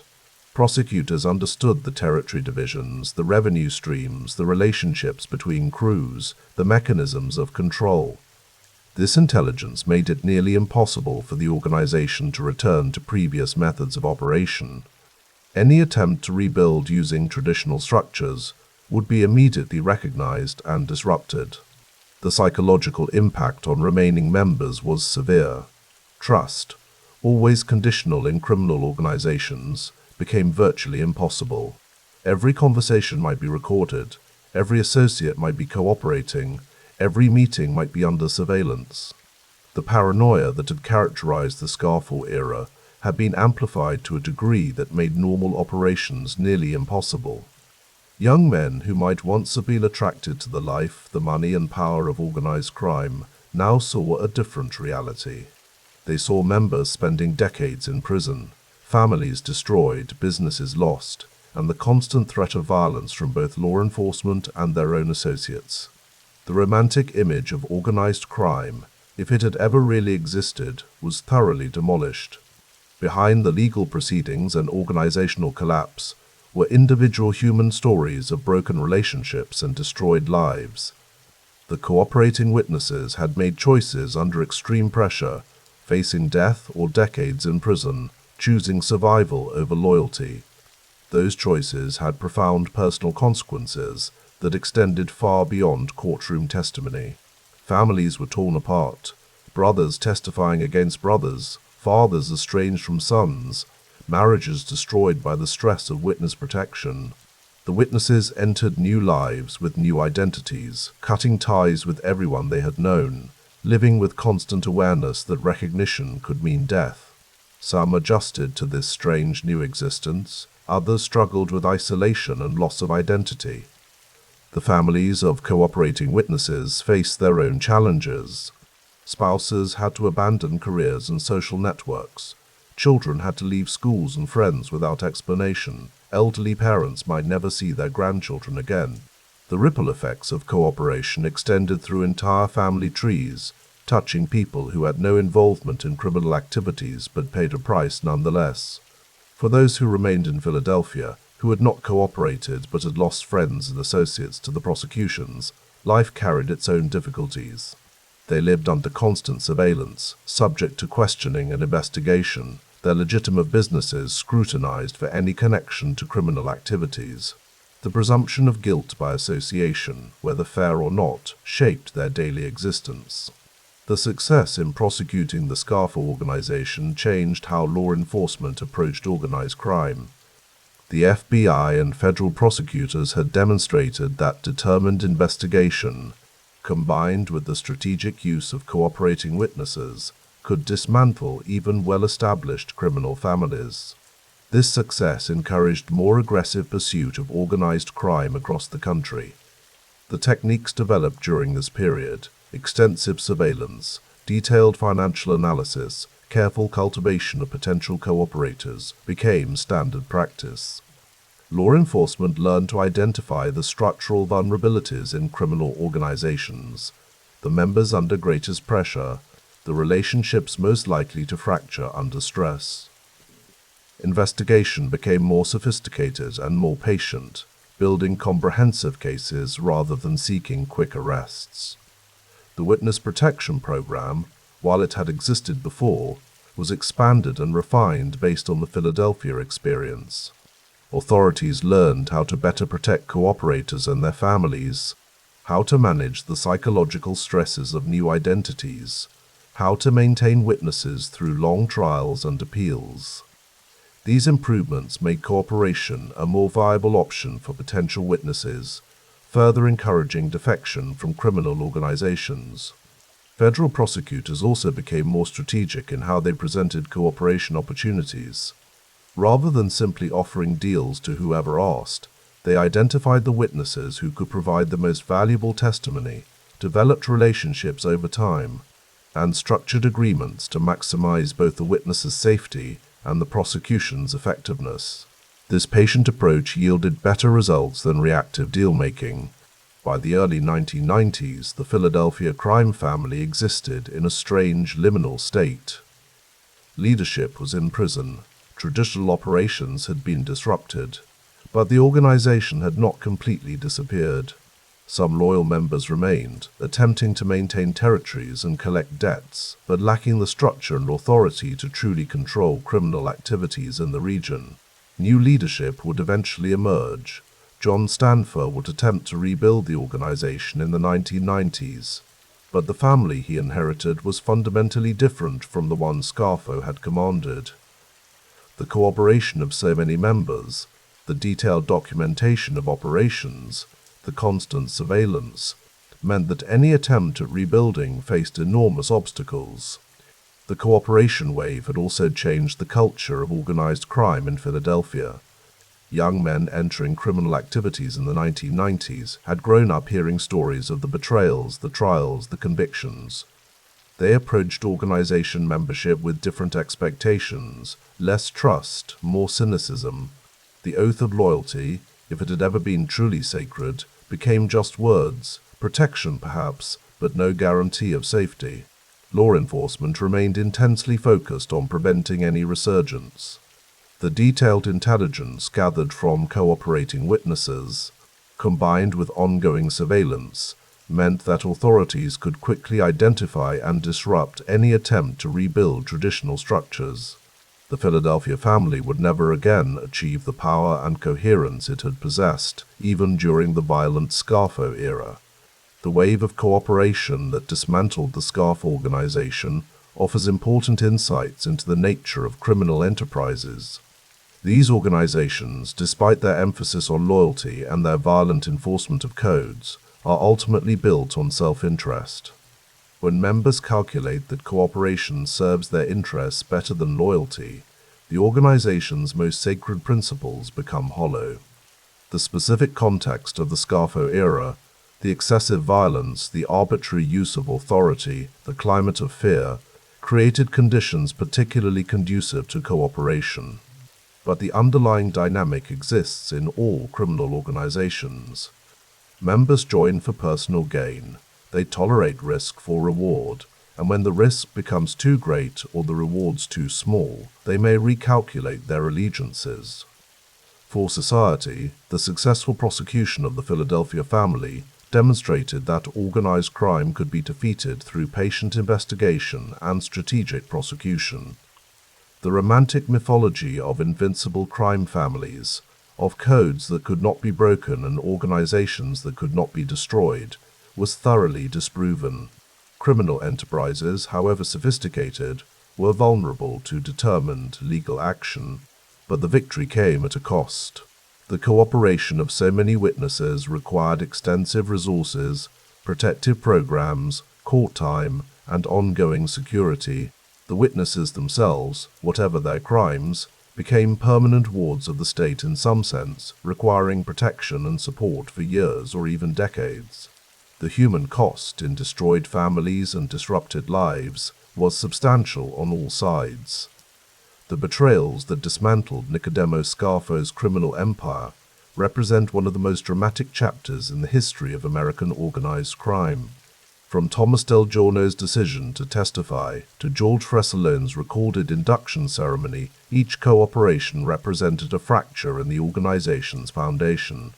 Together, these betrayals brought down an entire criminal structure that had operated in Philadelphia for decades. The legacy of this cooperation wave extended far beyond the immediate convictions. It changed how criminal organizations operated, how law enforcement investigated them, and how potential members calculated the risks and rewards of criminal life. The Philadelphia family would never fully recover its former influence, and other families, watching what had happened, adjusted their own operations to try to prevent similar collapses. For those who lived through this period, whether as members, as law enforcement officials, or as ordinary Philadelphia residents, the betrayals represented a transformative moment. The old certainties about loyalty and power in the criminal underworld had been thoroughly demolished. What emerged was a more chaotic, less stable, but ultimately less powerful criminal environment, one where cooperation with authorities had become not exceptional, but almost routine.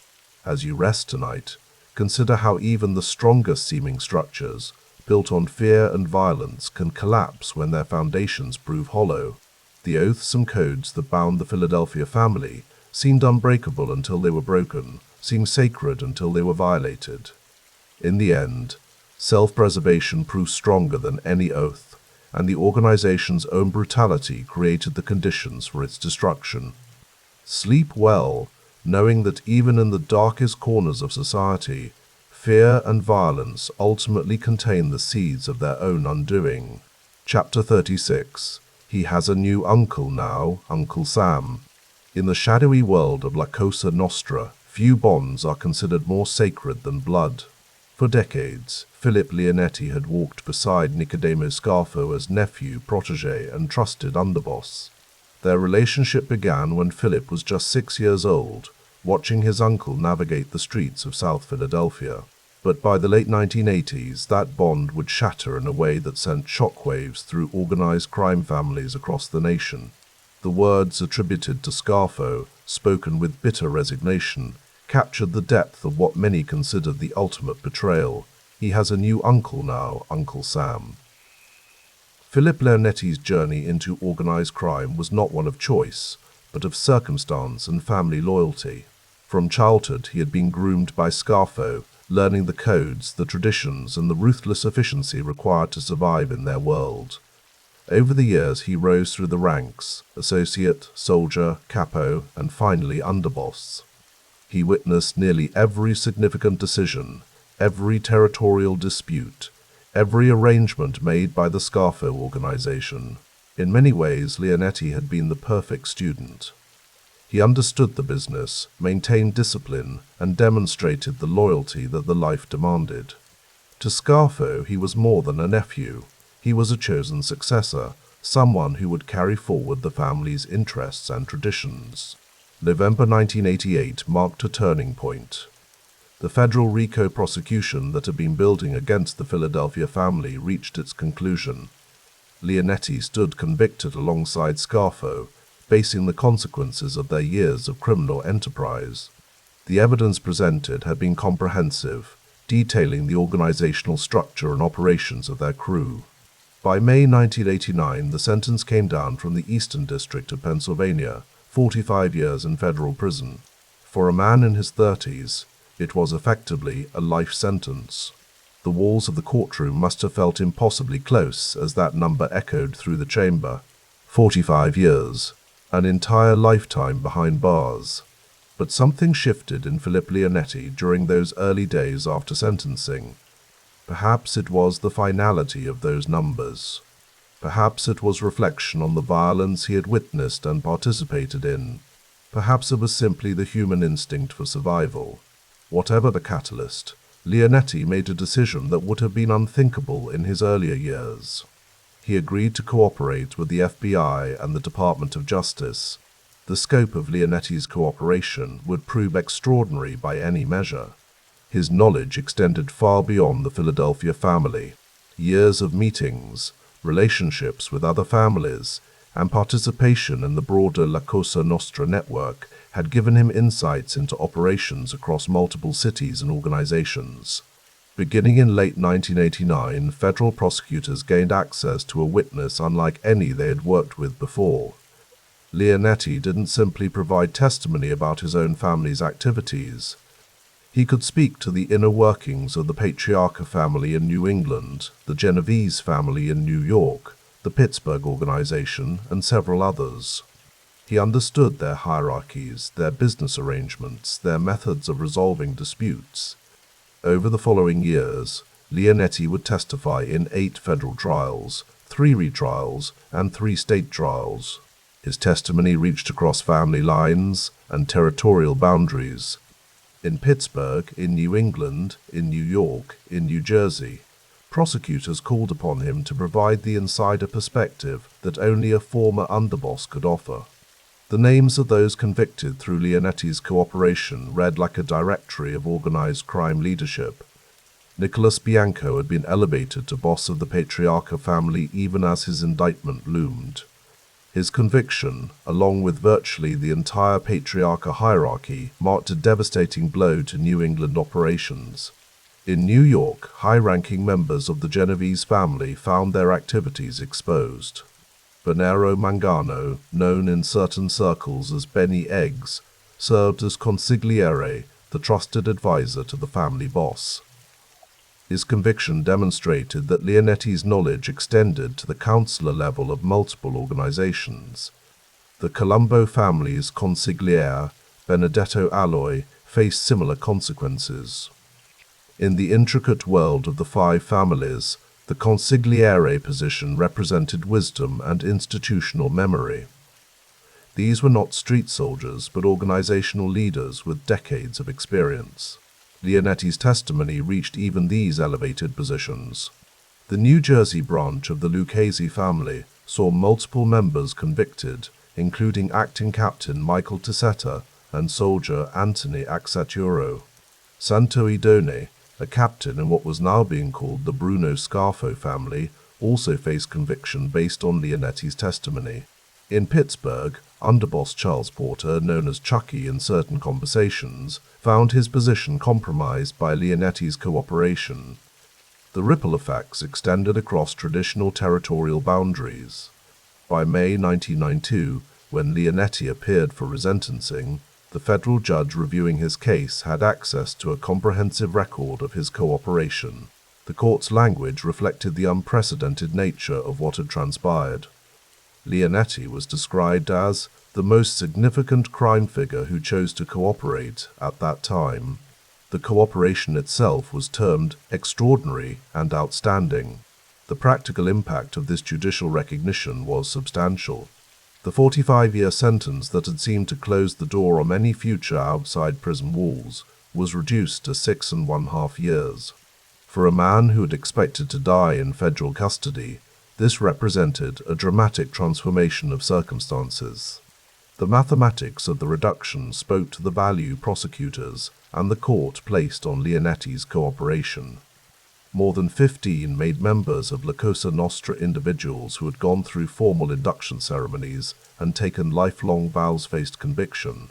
23 associates, men connected to but not formally initiated into the families, also found themselves prosecuted based on information Leonetti provided. Following his cooperation, Philip Leonetti entered the Federal Witness Security Program, commonly known as WICC. The program, administered by the United States Marshals Service, provides new identities and relocation assistance to witnesses whose testimony places them at risk. For someone who had testified against virtually every major organized crime family on the East Coast, the risk was considerable. The details of life in witness protection remain deliberately obscure. The program's effectiveness depends on maintaining security around relocated witnesses. But the general outline is clear: a new name, a new location, a quiet life far removed from the streets of South Philadelphia and Atlantic City, where Leonetti had spent his formative years.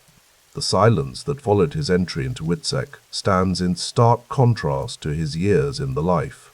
The man who once walked with underboss authority, who attended high-level meetings, and helped make decisions affecting criminal operations across multiple states, simply disappeared into American anonymity.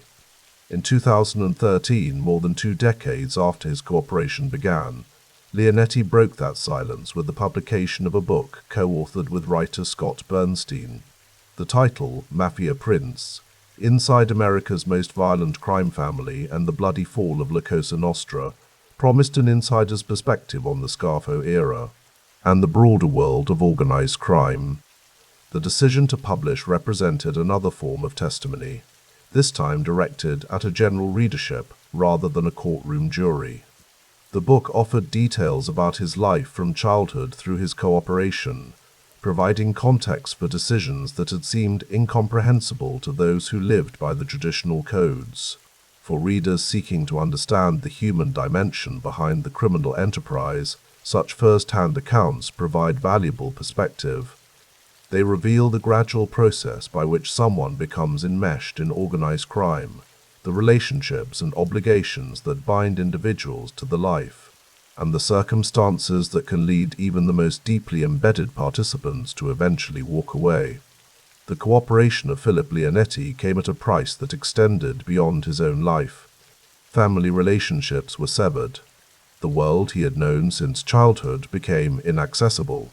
Friends and associates became, at best, distant memories and, at worst, active threats to his safety. For the families affected by his testimony, the impact rippled through their organizations for years. Leadership positions needed to be filled. Organizational knowledge was lost. Trust became an even more precious and rare commodity in a world already built on suspicion and careful calculation.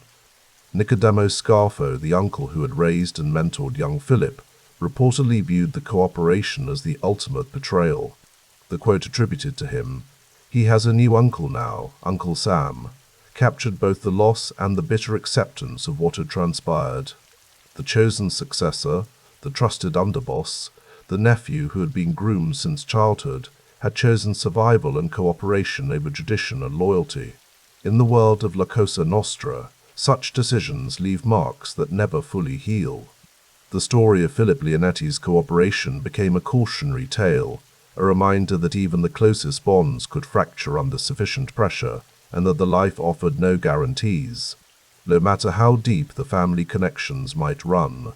As prosecutions continued through the 1990s, Leonetti's testimony remained a reference point, evidence that organizational knowledge once shared could never be fully contained, and that the commitment to omerta, the code of silence, had limits that even the most loyal members might eventually reach.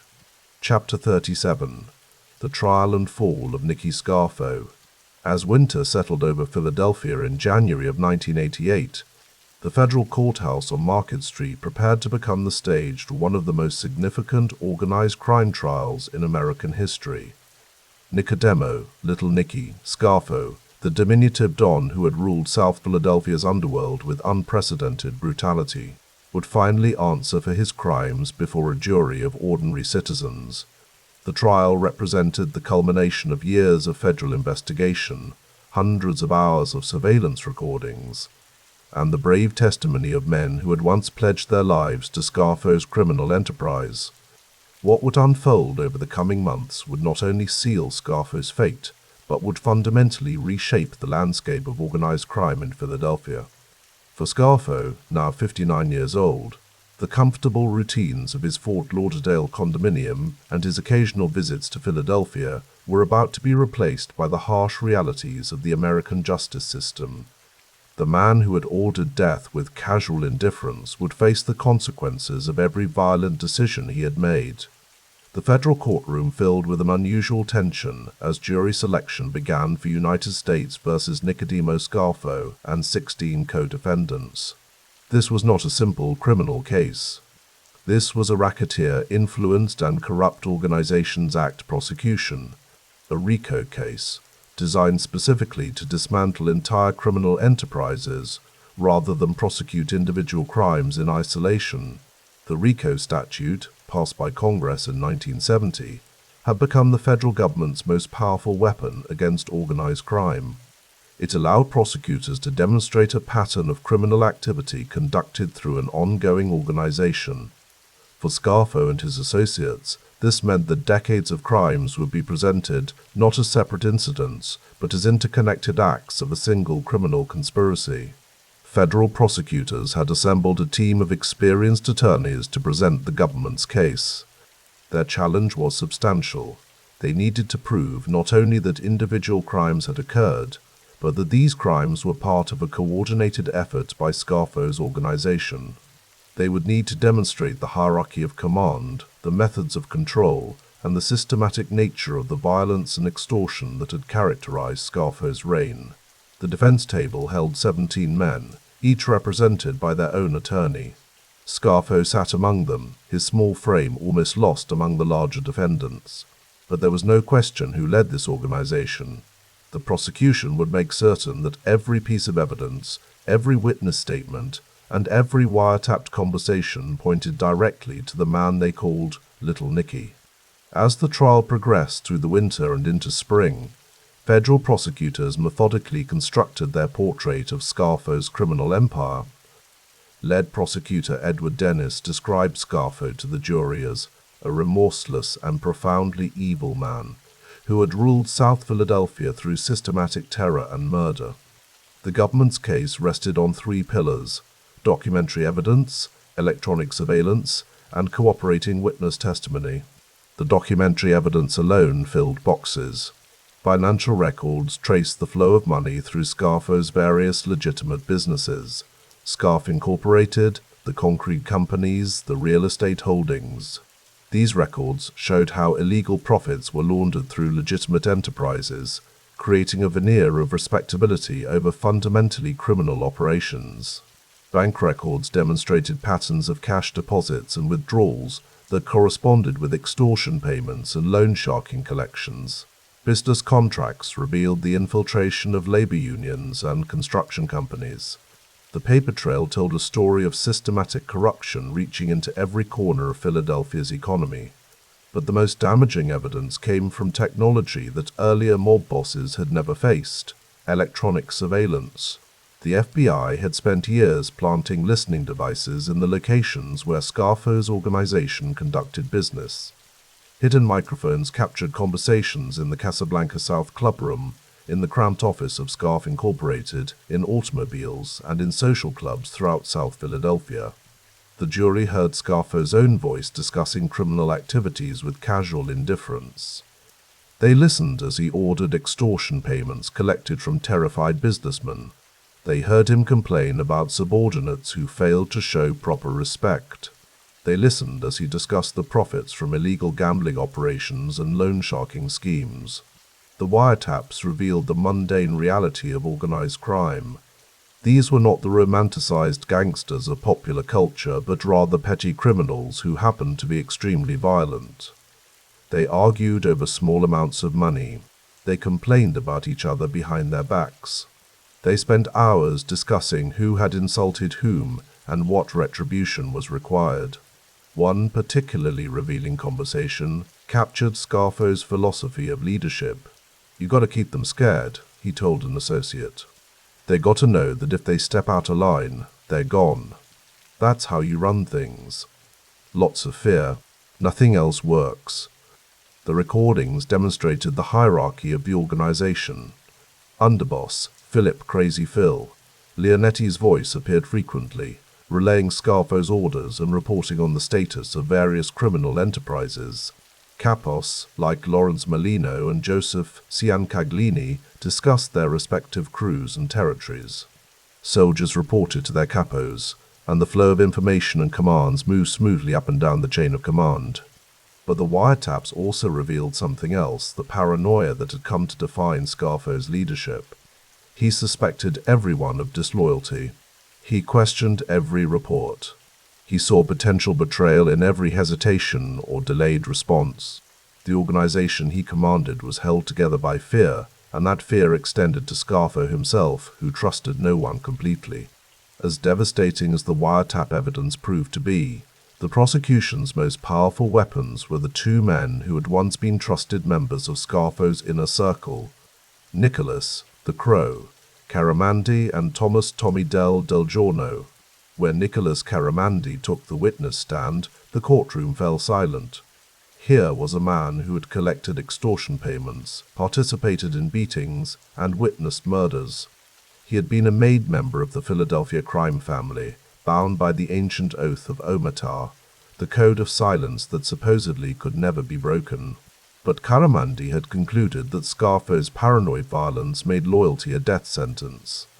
He had cooperated with federal authorities, and now, under the Witness Protection Program, he was prepared to tell everything he knew. Caramandi's testimony was meticulous and damning. He described the structure of the organization in detail, explaining how street-level gambling and loan sharking operations funneled money up to the capos and eventually to Scarfo himself. He detailed specific extortion schemes, naming victims and describing the threats used to extract payments. He explained the system of street tax, that all criminals operating in South Philadelphia were required to pay a tribute to Scarfo for the privilege of conducting illegal activities in his territory. Bookmakers, loan sharks, drug dealers, and even independent criminals all paid their percentage to avoid violent retribution.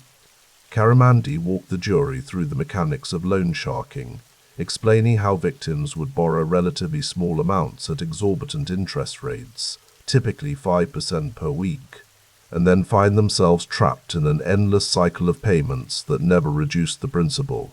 Those who couldn't pay faced escalating violence, first threats, then beatings, then potentially death. He described drug trafficking operations, contradicting the traditional Mafia prohibition against narcotics. Under Scarfo, made members and associates dealt drugs freely, paying tribute to the organization on their profits. The old rules, Caramandi explained, meant nothing to Scarfo. The only rule that mattered was making money. But the most chilling portion of Caramandi's testimony concerned the murders.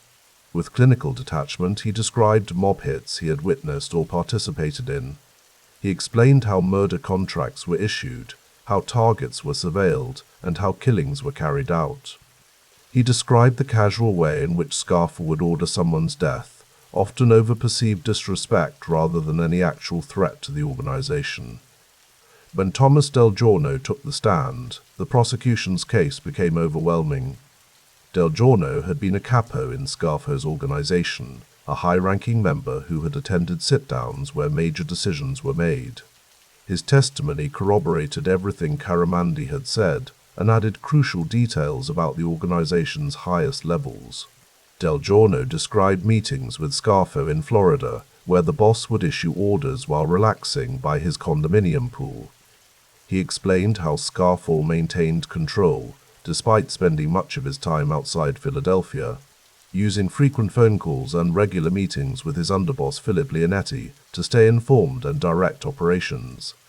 He detailed the process by which new members were inducted into the family, describing the secret ceremonies and the blood oath that supposedly bound members together for life. He explained how decisions were made about who would be made and who would remain an associate, never fully trusted with the family's deepest secrets.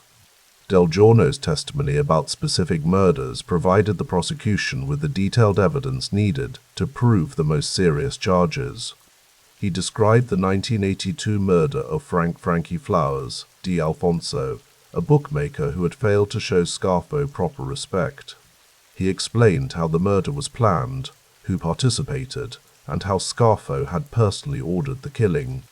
He testified about the murder of Salvatore Testa, the young mob soldier whose death had shocked even hardened criminals.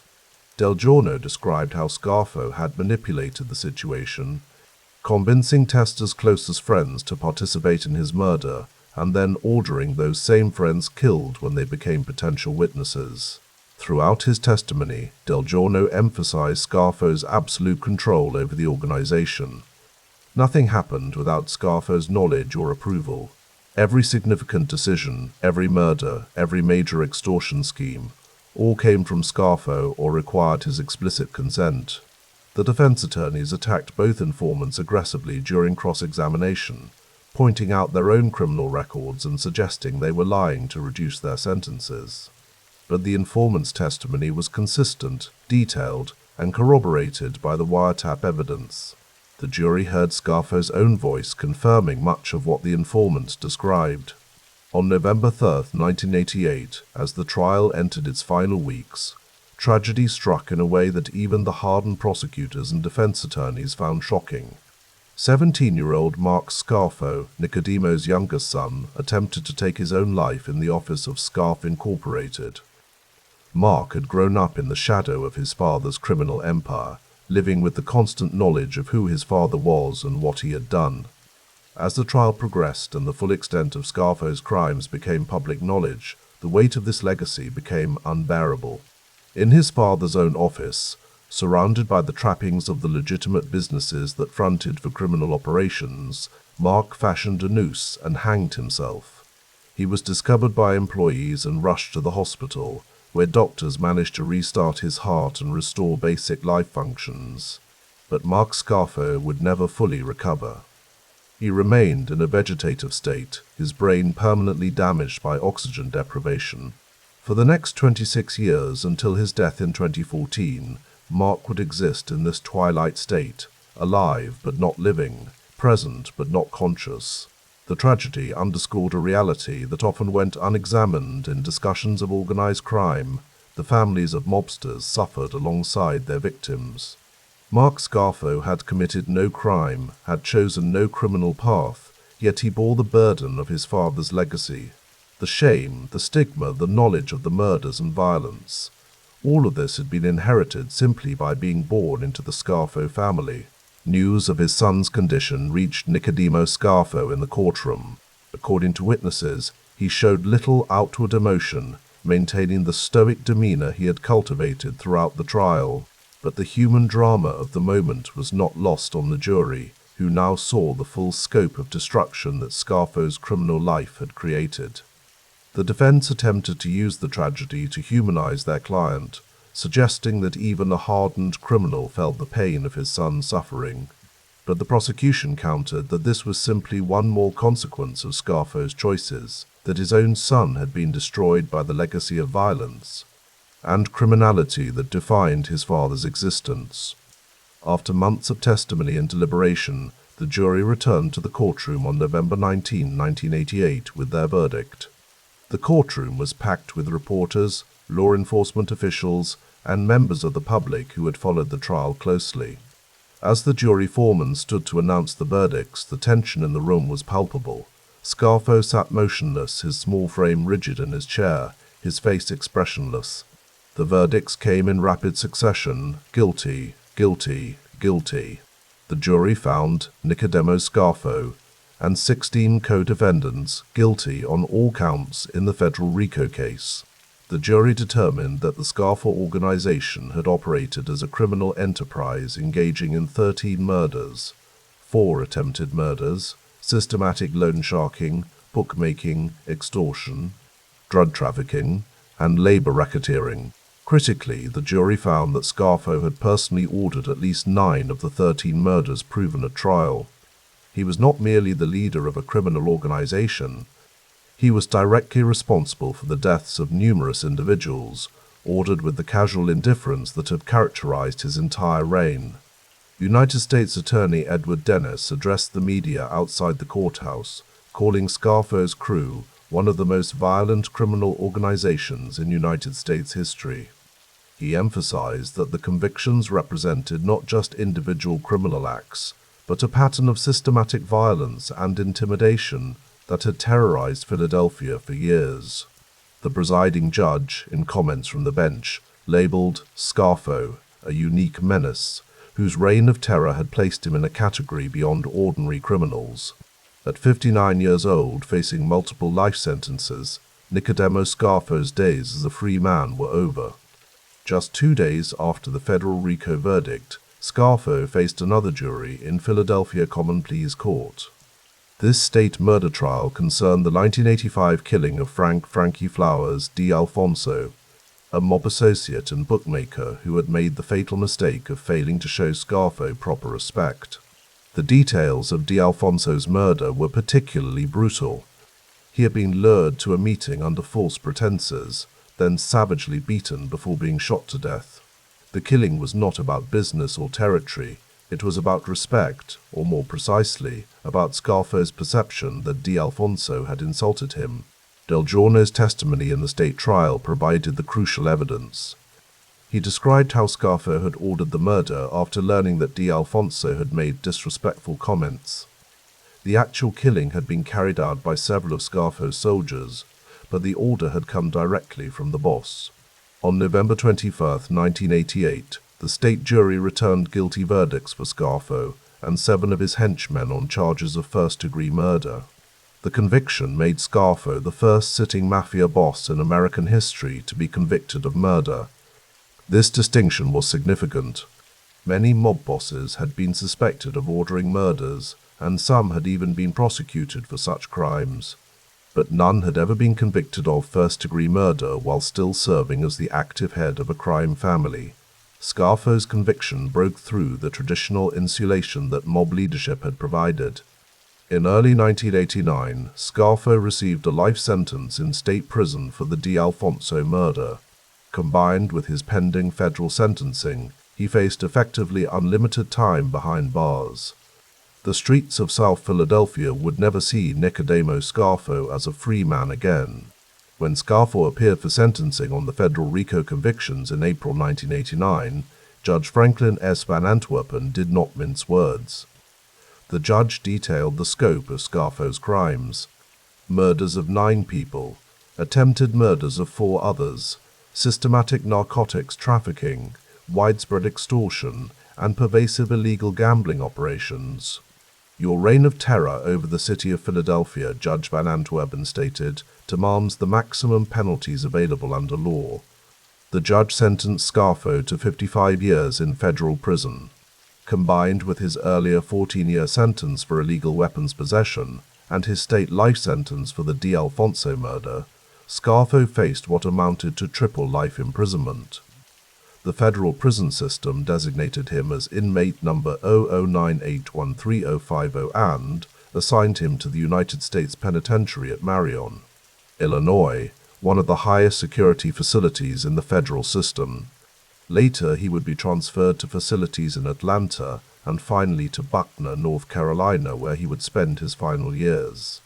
At sentencing, Scarfo maintained his defiant posture. He offered no apology, expressed no remorse, and showed no acknowledgement that his actions had caused harm. To the end, he embodied the code he had lived by: show no weakness, admit nothing, and accept the consequences without complaint. But the prosecutors and judge made clear that Scarfo's defiance changed nothing. The evidence against him had been overwhelming. The testimony of his former associates had been devastating. The wiretaps had captured his own words condemning him. Justice had been served, even if the convicted man refused to acknowledge it. Nicodemo Scarfo would spend the final 28 years of his life behind bars, confined to the federal prison system's highest security facilities. Unlike earlier mob bosses who had managed to maintain some semblance of power and influence even from prison, Scarfo found himself completely isolated from the organization he had once ruled. The Philadelphia crime family, decimated by prosecutions and torn apart by cooperation agreements, no longer functioned as a coherent entity.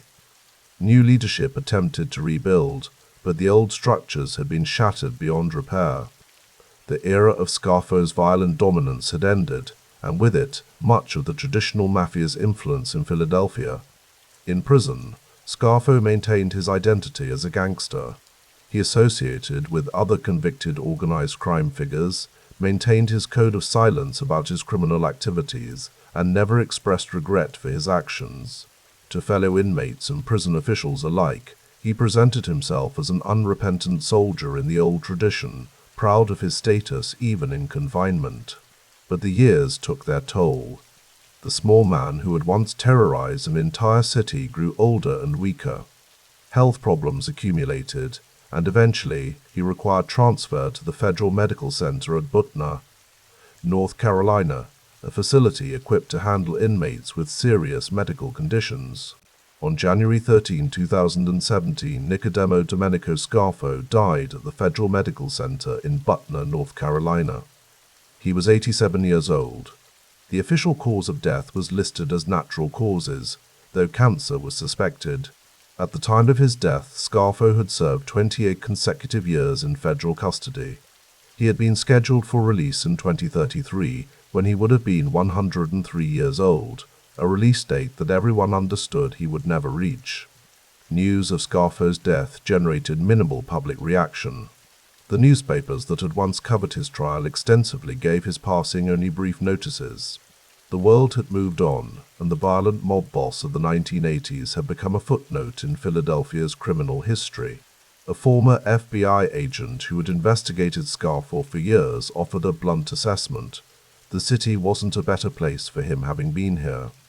It was a simple statement that captured the entirety of Scarfo's legacy, a life spent creating fear, violence, and suffering that benefited no one, not even Scarfo himself. Unlike some mobsters who came to express regret late in life, or who sought redemption through cooperation or religious conversion, Scarfo remained unrepentant to the end. He took pride in his gangster identity, viewing his criminal life as something to be honored rather than regretted. His family released no public statements. His son Mark had died 3 years earlier in 2014, never having regained consciousness after his 1988 suicide attempt. His other children had lived their lives in the shadow of their father's infamy, carrying a legacy they had not chosen. The Philadelphia crime family that Scarfo had once ruled existed only in name. Federal prosecutions had continued throughout the 1990s and 2000s, dismantling what remained of the organization. New generations of criminals operated in Philadelphia, but they bore little resemblance to the traditional mafia structure that Scarfo had commanded. Historians and criminologists who studied Scarfo's reign reached consistent conclusions. He had been a uniquely destructive force in the history of American organized crime. While earlier mob bosses had maintained power through strategic violence, using murder as a tool of last resort, Scarfo had employed violence as a first response to virtually every problem or perceived slight. His 14-year reign as boss had seen more murders than the previous 40 years of Philadelphia mob history combined. The body count included not just rival criminals, but also his own soldiers, capos, and even members of his extended family. Trust had become impossible in his organization, as everyone knew that Scarfo's paranoid suspicions could lead to a death sentence at any moment. The economic damage was substantial as well. Legitimate businesses that had been infiltrated by Scarfo's organization had been destroyed or permanently tainted. Labor unions had been corrupted, construction projects had been compromised, and an entire underground economy of gambling, loan sharking, and drug trafficking had flourished under his protection. But perhaps the most lasting damage was to the social fabric of South Philadelphia itself. The Italian-American community, that had once viewed organized crime figures with a mixture of fear and grudging respect, now wanted nothing to do with the legacy of violence Scarfo represented. The neighborhood where he had grown up and ruled had been traumatized by decades of bloodshed. Former prosecutors who had built the case against Scarfo reflected on his unique place in criminal history. One described him as a greedy, ruthless despot who had transformed what had been a relatively peaceful criminal organization into a war zone. Another noted that Scarfo's violence had been self-defeating, ultimately destroying the very organization he had sought to control. Law enforcement officials credited Scarfo's extreme violence with making their job easier in some ways. His paranoid purges had created a generation of potential witnesses who feared for their lives and were willing to cooperate. His casual brutality had alienated even hardened criminals who might otherwise have remained loyal. In his determination to rule through fear, he had created the conditions for his own downfall. As we conclude this examination of Nicodemo Scarfo's conviction and final years, we witness the closing chapter of a particular era in American organized crime. Scarfo represented the last of a generation of traditional mafia bosses who believed that violence and intimidation alone could maintain power. His trial and conviction demonstrated the effectiveness of modern law enforcement techniques, electronic surveillance, witness protection programs, and RICO prosecutions in dismantling even the most violent criminal organizations. The methods that had allowed earlier mob bosses to operate with relative impunity no longer provided protection. The human cost of Scarfo's criminal career extended far beyond the murder victims whose names appeared in indictments. Families were destroyed, communities were traumatized, and an entire criminal organization was shattered. Even Scarfo's own family paid a terrible price, with his son Mark spending 26 years in a vegetative state before dying in 2014. Scarfo himself died in prison at age 87, having spent nearly 3 decades in federal custody. He never expressed remorse for his crimes, never acknowledged the harm he had caused, and never abandoned his identity as a gangster. To the end, he remained what he had always been, a violent, ruthless man who had chosen a path of crime and accepted its consequences without complaint. The Philadelphia crime family that he had commanded effectively ceased to exist. While criminal activity continued in the city, the traditional mafia structure had been dismantled beyond repair. New investigations and prosecutions continued into the 21st century, but they targeted the scattered remnants of an organization that had once dominated the city's underworld. For students of organized crime history, Scarfo serves as a cautionary tale about the self-destructive nature of excessive violence. His paranoid brutality destroyed the very organization he sought to control, turning allies into enemies and creating the conditions for widespread cooperation with law enforcement. In seeking absolute power through fear, he ensured his ultimate defeat. As we bring this chapter to a close, we reflect on the complete trajectory of Nicodemo Scarfo's life and criminal career. From his boyhood in South Philadelphia to his death in a federal prison hospital. His story represents a particular vision of organized crime, one characterized by violence, paranoia, and ultimately self-destruction. The courtroom where Scarfo was convicted now handles other cases, the defendants and charges changing while the pursuit of justice continues. The streets of South Philadelphia have moved forward. The old mob social clubs closed or converted to other purposes, the generation that knew Scarfo as a terrifying presence now mostly gone. But the lessons of Scarfo's rise and fall remain relevant.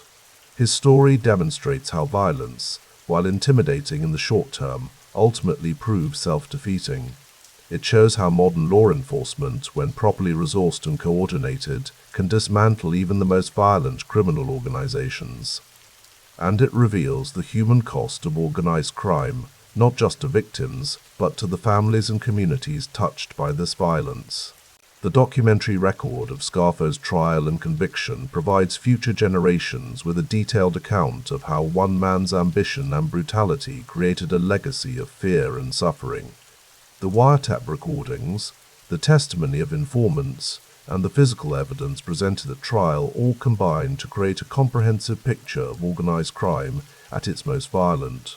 For the city of Philadelphia, Scarfo's conviction and imprisonment marked the beginning of a long recovery from decades of mob violence. While organized crime never completely disappeared, it never again achieved the level of control and influence that characterized the Scarfo era. The old neighborhoods began to heal, and new generations grew up free from the shadow of the violence that had defined earlier times. And so we conclude this examination of Nicodemo Scarfo's final chapter, his conviction, imprisonment, and death.